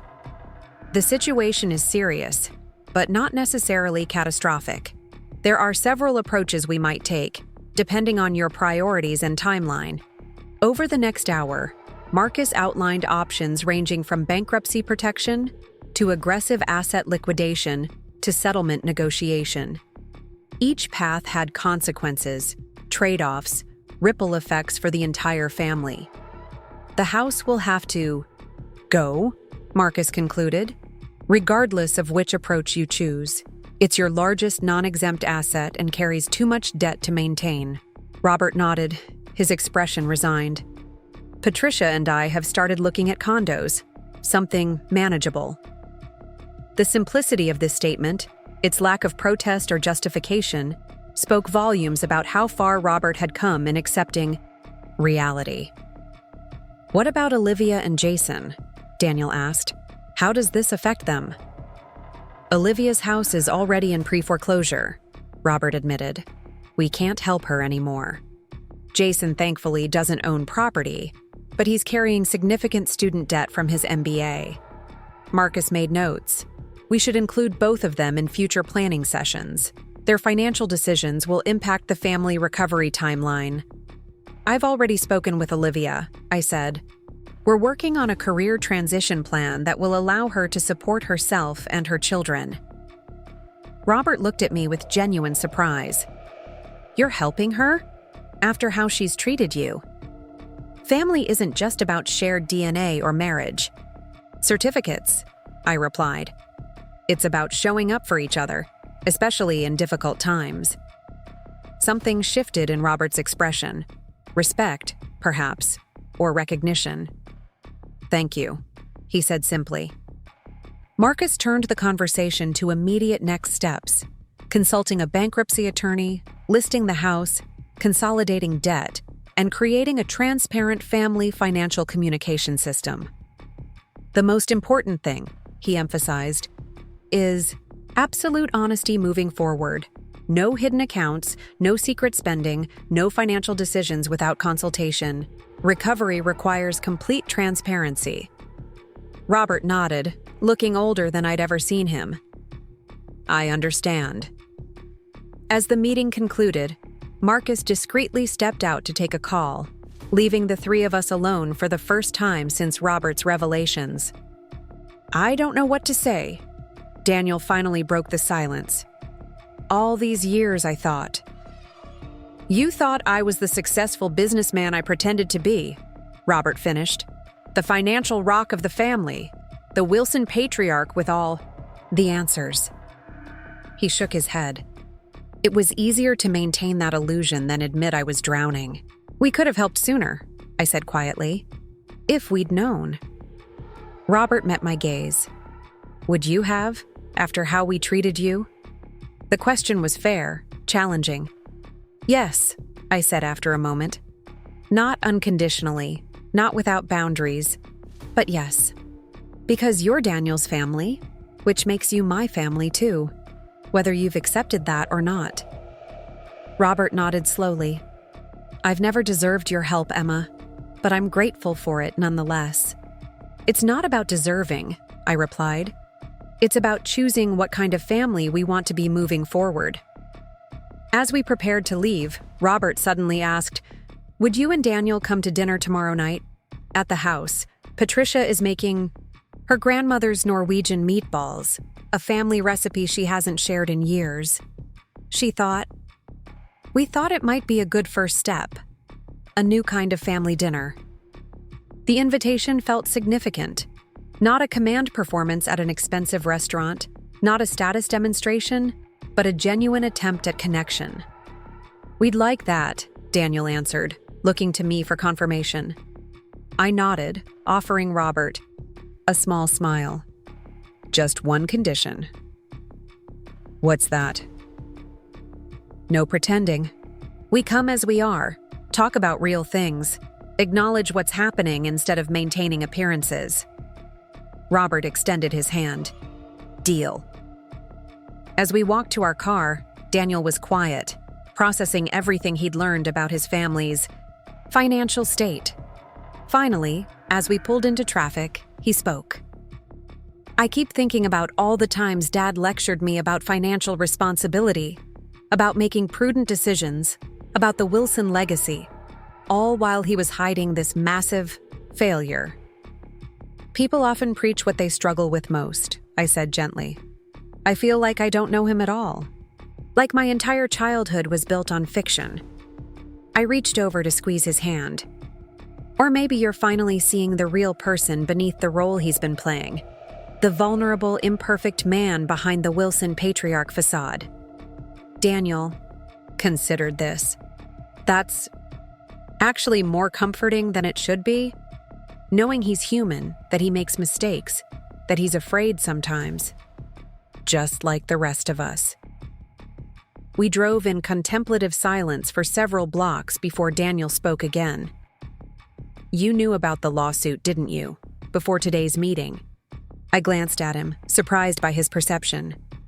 "Olivia mentioned it yesterday. I wanted to tell you, but you thought it should come from Dad." "Yes, it felt like his information to share." Daniel nodded slowly. "A year ago, I would have kept that same information from you, thinking I was protecting you or handling family business myself." He squeezed my hand. "I'm glad we're beyond that now." That evening, as we prepared dinner in our kitchen, Daniel received a text from Jason asking if he could stop by. 20 minutes later, he arrived at our door carrying a bottle of wine and looking uncharacteristically nervous. "I heard about Dad's meeting with your financial advisor," he said after we'd settled in the living room. "Olivia says it's apocalyptic. $7 million lawsuit, bankruptcy, selling the house." "It's serious," Daniel confirmed, "but not hopeless." Jason took a long sip of his wine. "Here's the thing. I've been thinking about what Emma said about starting over, about being honest about where I am professionally." He set his glass down. "I got a job offer today. Entry-level IT support at a healthcare company. Half what I pretended to make as a startup founder, but it's real. Solid. Benefits." "That's great, Jason," I said, genuinely pleased for him. "I owe it to you," he said, looking at me directly. Our conversation made me realize I needed to stop chasing some elusive big win and start building something sustainable. He hesitated. "But I need one more piece of advice." "What's that?" "Should I move back in with Mom and Dad? They're going to need help with rent once they sell the house. We could share expenses, pool resources." Daniel and I exchanged glances, both recognizing the emotional and practical complexities of such an arrangement. 3 strong personalities in a small condo during financial crisis could be volatile. "That depends," I said carefully. "Are you moving in to genuinely help, or because it's the expected Wilson response to family crisis?" Jason considered this. "Both, probably. I want to help, but I also feel obligated. The Wilson way, like you said." "There might be better ways to support them," Daniel suggested. "Ways that maintain everyone's independence while still providing assistance." Over the next hour, we explored alternatives. Jason finding his own affordable apartment, but contributing to his parents' expenses, helping them downsize rather than moving in with them, establishing clear financial boundaries from the start. "The most important thing," I emphasized, "is breaking the cycle of financial secrecy and shame. Whatever arrangement you choose needs to include complete transparency about money, expectations, and boundaries." Jason nodded thoughtfully. "I've never had an honest conversation about money with Dad, not once in 30 years. "Maybe it's time to start," Daniel said. "For all of us." After Jason left, Daniel pulled me into a tight embrace. "Thank you," he whispered against my hair. "For what?" "For showing my family a different way to be. For not giving up on them, even when they gave you every reason to." The next evening, we arrived at the Wilson house, perhaps for one of the last times before they sold it, carrying a bottle of wine and a tentative optimism. Patricia greeted us at the door, dressed simply in jeans and a sweater, her usual perfect hostess persona notably absent. "Thank you for coming," she said, embracing Daniel and then, to my surprise, me as well. "It means a lot to us." The formal dining room with its imposing mahogany table had been bypassed in favor of the small breakfast nook off the kitchen. The table was set simply, with mismatched dishes that looked more loved than the formal china usually displayed at Wilson gatherings. "These were my grandmother's," Patricia explained, noticing my interest in the blue and white patterned plates. "Too common for Wilson dinners," Robert always said, "but they remind me of Sunday suppers in Tacoma." Robert appeared from the kitchen carrying a steaming dish of meatballs. He seemed at home in this role, a departure from the man who typically sat at the head of the table waiting to be served. "Jason called," he said, as he placed the dish on the table. "Told us about his job offer and about your conversation regarding living arrangements." I tensed slightly, unsure how he had received that input. "He made good points," Robert continued, "about independence and boundaries, things I wouldn't have considered before." He looked at me directly. "You're good for this family, Emma. Better than we deserved." The simple dinner that followed was unlike any Wilson family gathering I'd experienced. We talked about real things, the upcoming house sale, Patricia's interest in returning to work after decades as a homemaker, Robert's mixed feelings about closing his business. "I keep thinking about what comes next," he said, pushing meatballs around his plate. "I'm 64, too young to retire, too old to start over completely." "Maybe it's not about starting over," I suggested. "Maybe it's about applying your experience differently. Consulting instead of running a company, mentoring instead of managing." Robert considered this. "I do know a lot about what not to do in the construction business now," he said with unexpected self-deprecation. Patricia reached for his hand. "We both have skills we've never fully used. Maybe it's time." As the evening progressed, I observed the subtle shifts in their interaction. The absence of Patricia deferring to Robert's opinions, the way he actually listened when she spoke, the genuine warmth between them that had been obscured by their rigid adherence to traditional roles. Over dessert, a simple apple crisp rather than the elaborate pastries usually served at Wilson functions, Patricia brought out a small photo album. "I found this while sorting through things for the move," she said, opening it to reveal black and white photos of a slender young woman in 1950s clothing. "My grandmother, the one from Norway, the one whose ring I gave you."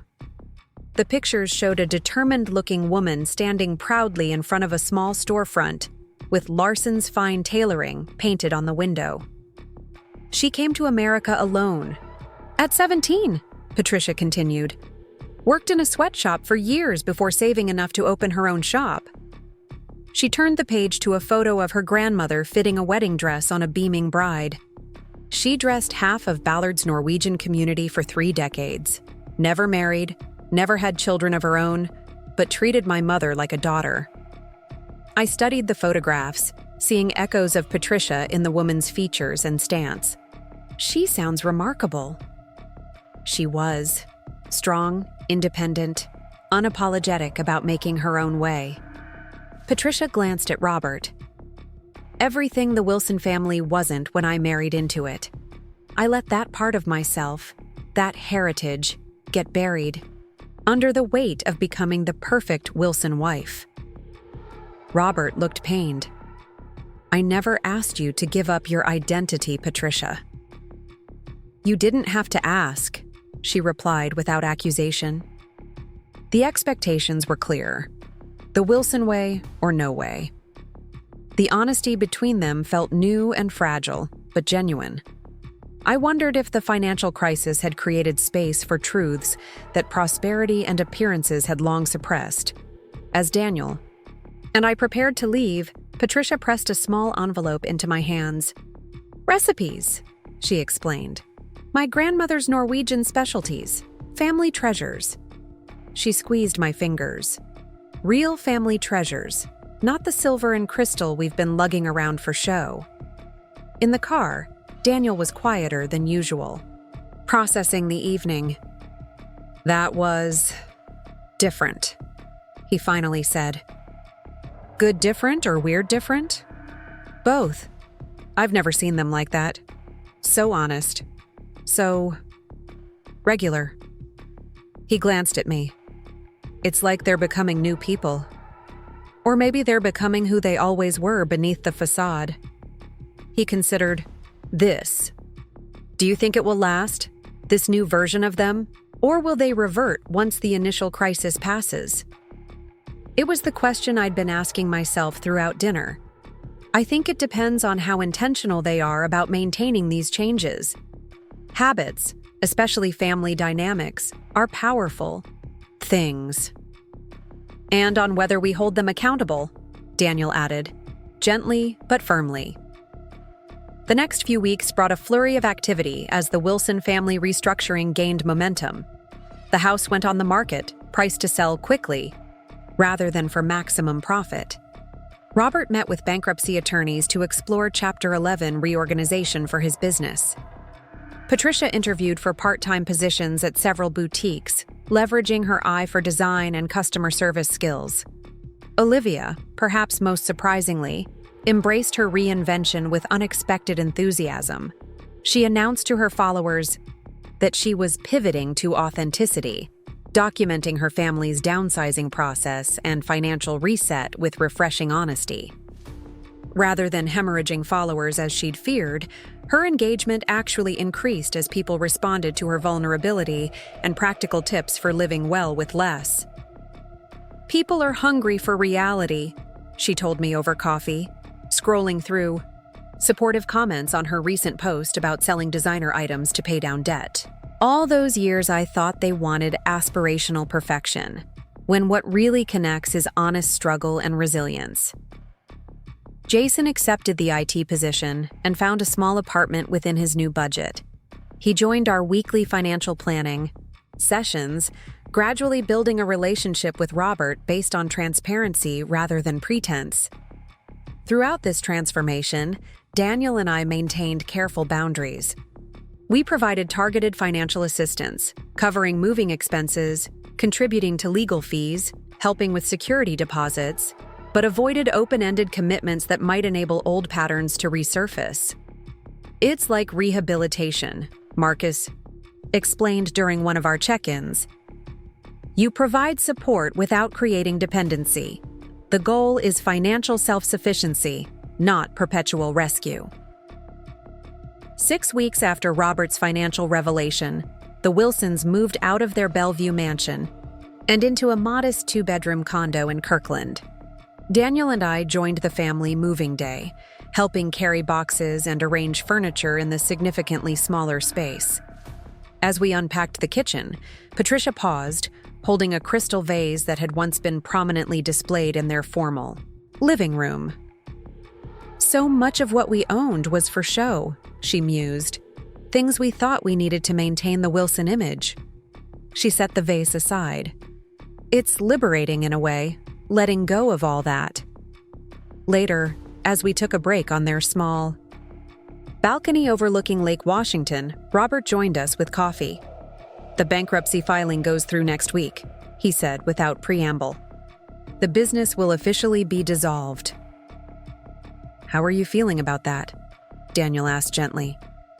Robert considered the question, watching a ferry cross the water in the distance.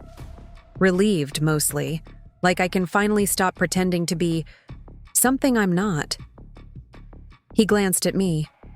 You taught me that, Emma. The power of authentic living. I think we're all learning it together, I replied.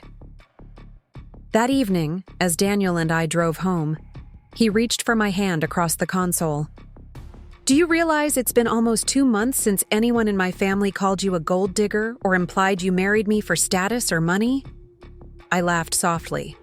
Progress. More than progress. Transformation. He squeezed my fingers. Thank you for not giving up on them. On us.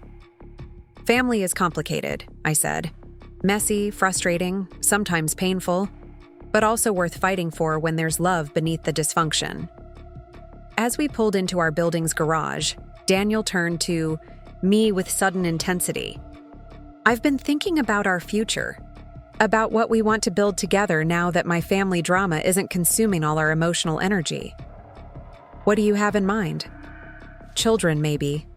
A house of our own.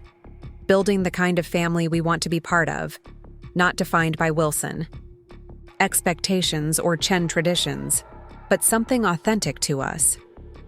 The possibility unfurled between us, bright with potential." "I'd like that," I said softly. "A family built on honesty from the beginning, no facades, no pretense. No financial secrets," he added with a smile. "Definitely no financial secrets." Later that night, as we lay in bed discussing possibilities, my phone chimed with a text. From Patricia, "Found more of Grandma Larson's recipes. Sunday dinner at our place next week? Nothing fancy, just family."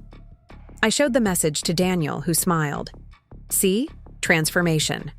I typed back, "We'd love to. Can I bring anything?" Her response came quickly. "Just yourselves. No pretending. Required." As I set my phone aside, I reflected on the journey of the past months, from being the outsider gold digger to becoming an integral part of the Wilson family's reinvention. The road ahead would have challenges as old habits resurfaced and new stresses emerged. But for the first time, we were facing those challenges with honesty rather than denial, with mutual support rather than judgment.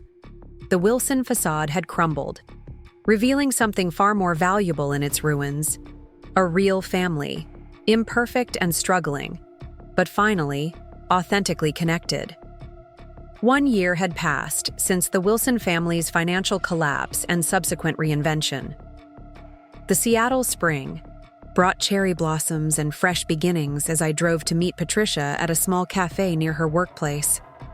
At 63, she had found unexpected fulfillment as the manager of a boutique home goods store in Kirkland, where her eye for design and warm customer service made her a natural fit. "Emma!"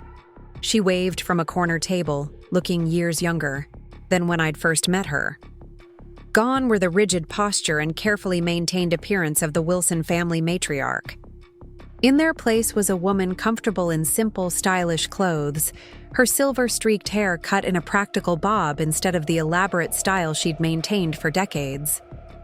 "I've been offered a partnership in the store," she told me after we exchanged greetings. "The owner is considering semi-retirement and thinks I could eventually take over." "That's wonderful news." "It would require an investment," she continued. "Not enormous, but significant for someone in my position. And I wanted your opinion before making any decisions."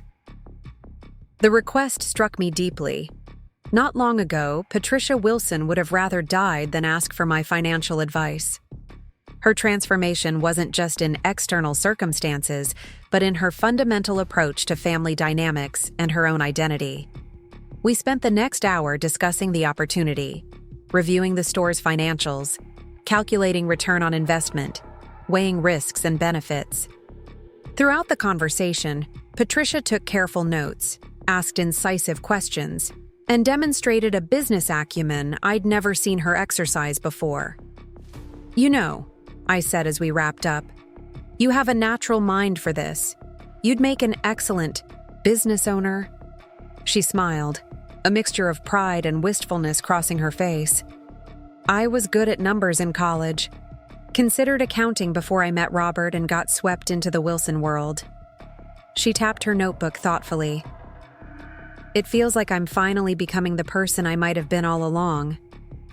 That evening, Daniel and I sat on our balcony, watching the sunset paint the Seattle skyline in golden hues. I shared my conversation with Patricia, including her business opportunity. "Mom as a shop owner," Daniel marveled. "A year ago, I couldn't have imagined it. She was so defined by being Mrs. Robert Wilson." People can surprise you when they're finally free to be themselves.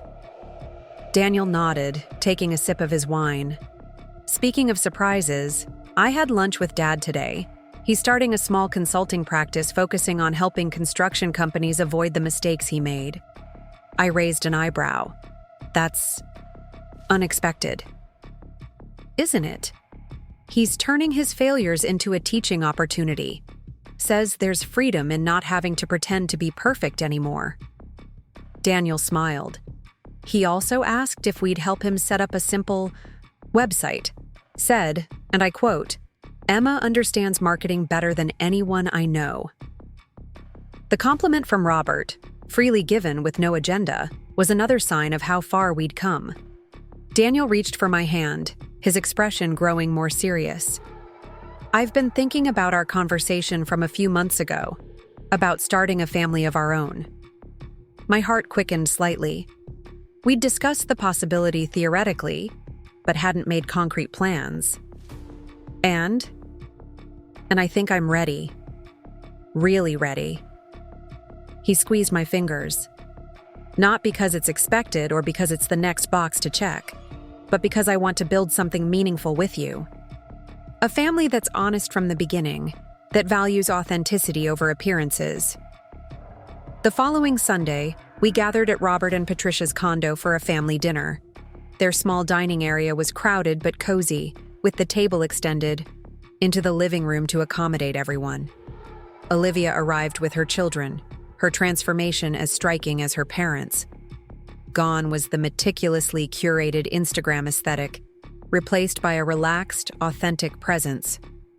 Jason came with a woman he introduced as Layla, a programmer he'd met through his IT job. After the meal, Olivia clinked her glass for attention. "I have some news to share," she announced. "My design blog has been picked up by Seattle Home Magazine. They've offered me a monthly column focusing on affordable, sustainable home design." The table erupted in genuine congratulations. A year ago, Olivia would have only shared news that enhanced her status or appearance of success. Now, she was proudly announcing a modest achievement built on authenticity rather than pretense. "There's more," she continued. "I've been approached about writing a book, Authentic Living After Instagram Perfection. It would share my journey from curated fiction to financial reality, with practical advice for others facing similar transitions." "Olivia, that's wonderful," Patricia exclaimed, "using your experience to help others." "I have Emma to thank," Olivia said, turning to me. "You were the one who suggested I pivot my brand toward authenticity, who helped me see value in my actual skills rather than my curated image." Her acknowledgement, public, sincere, without qualification, would have been unimaginable in the old Wilson family dynamic. As the evening drew to a close, Patricia surprised everyone by raising her glass. "I'd like to propose a toast," she said, her voice steady but emotional. "To new beginnings, to second chances. And to Emma, who showed us that true family strength comes not from maintaining appearances but from facing reality together." All eyes turned to me, glasses raised. The moment was surreal, being honored by the same people who had once considered me an unwelcome outsider, a gold digger unworthy of their son. "To Emma," Robert echoed. "To all of us," I amended, raising my own glass. "To becoming the family we choose to be, not the one we're expected to be." 2 weeks later, Patricia called with exciting news.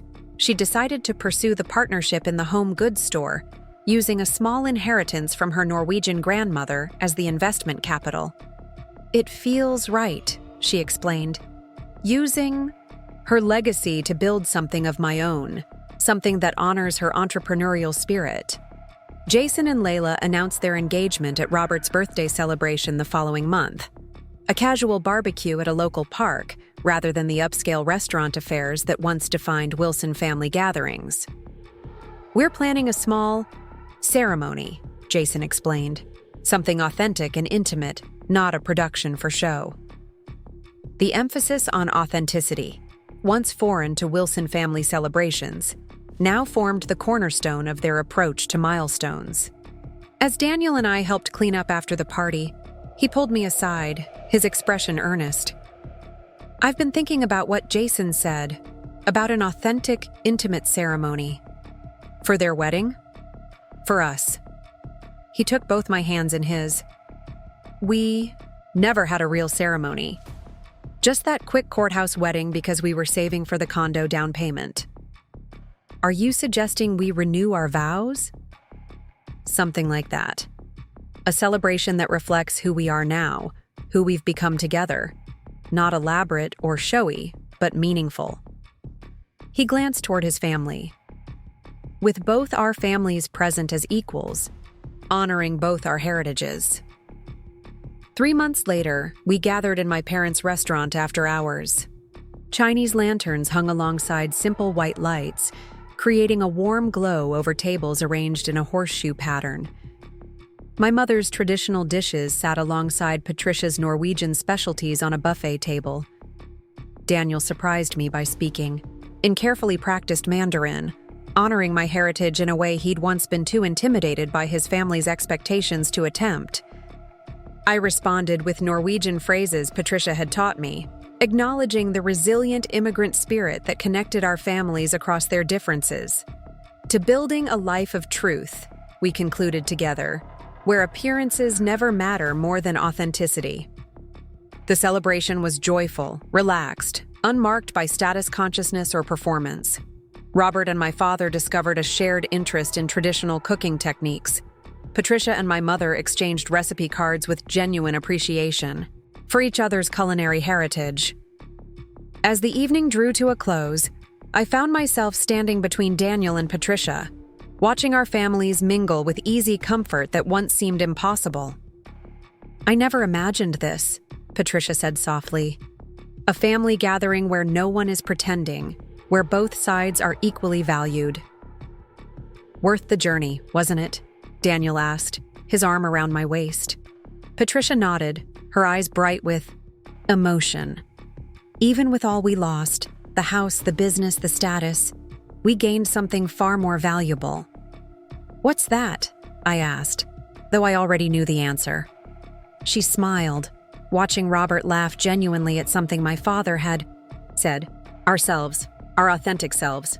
Later that night, as Daniel and I returned to our condo, we paused on our balcony to admire the Seattle skyline, the same view we'd shared through all the challenges and transformations of the past years. Who would have thought, Daniel mused, that my family calling you a gold digger would be the beginning of their salvation? I leaned into his embrace, reflecting on the irony. Sometimes the very thing people resist most is exactly what they need. The Wilson family had lost their mansion, their business, their social standing, but they had gained self-awareness, genuine connections, and the freedom that comes from living truthfully. They had discovered, through painful necessity, that the gold in their lives had nothing to do with wealth or status. The real treasure had been waiting beneath the facade all along, in Patricia's entrepreneurial heritage, in Robert's talent for teaching from experience, in Olivia's gift for connecting through vulnerability, in Jason's practical intelligence. No more facades, Daniel murmured against my hair. No more pretending, I agreed. Together, we turned toward our home and the authentic future we were building. One truth, one choice, one moment of genuine connection at a time. Up next, you've got 2 more standout stories right on your screen. If this one hit the mark, you won't want to pass these up. Just click and check them out.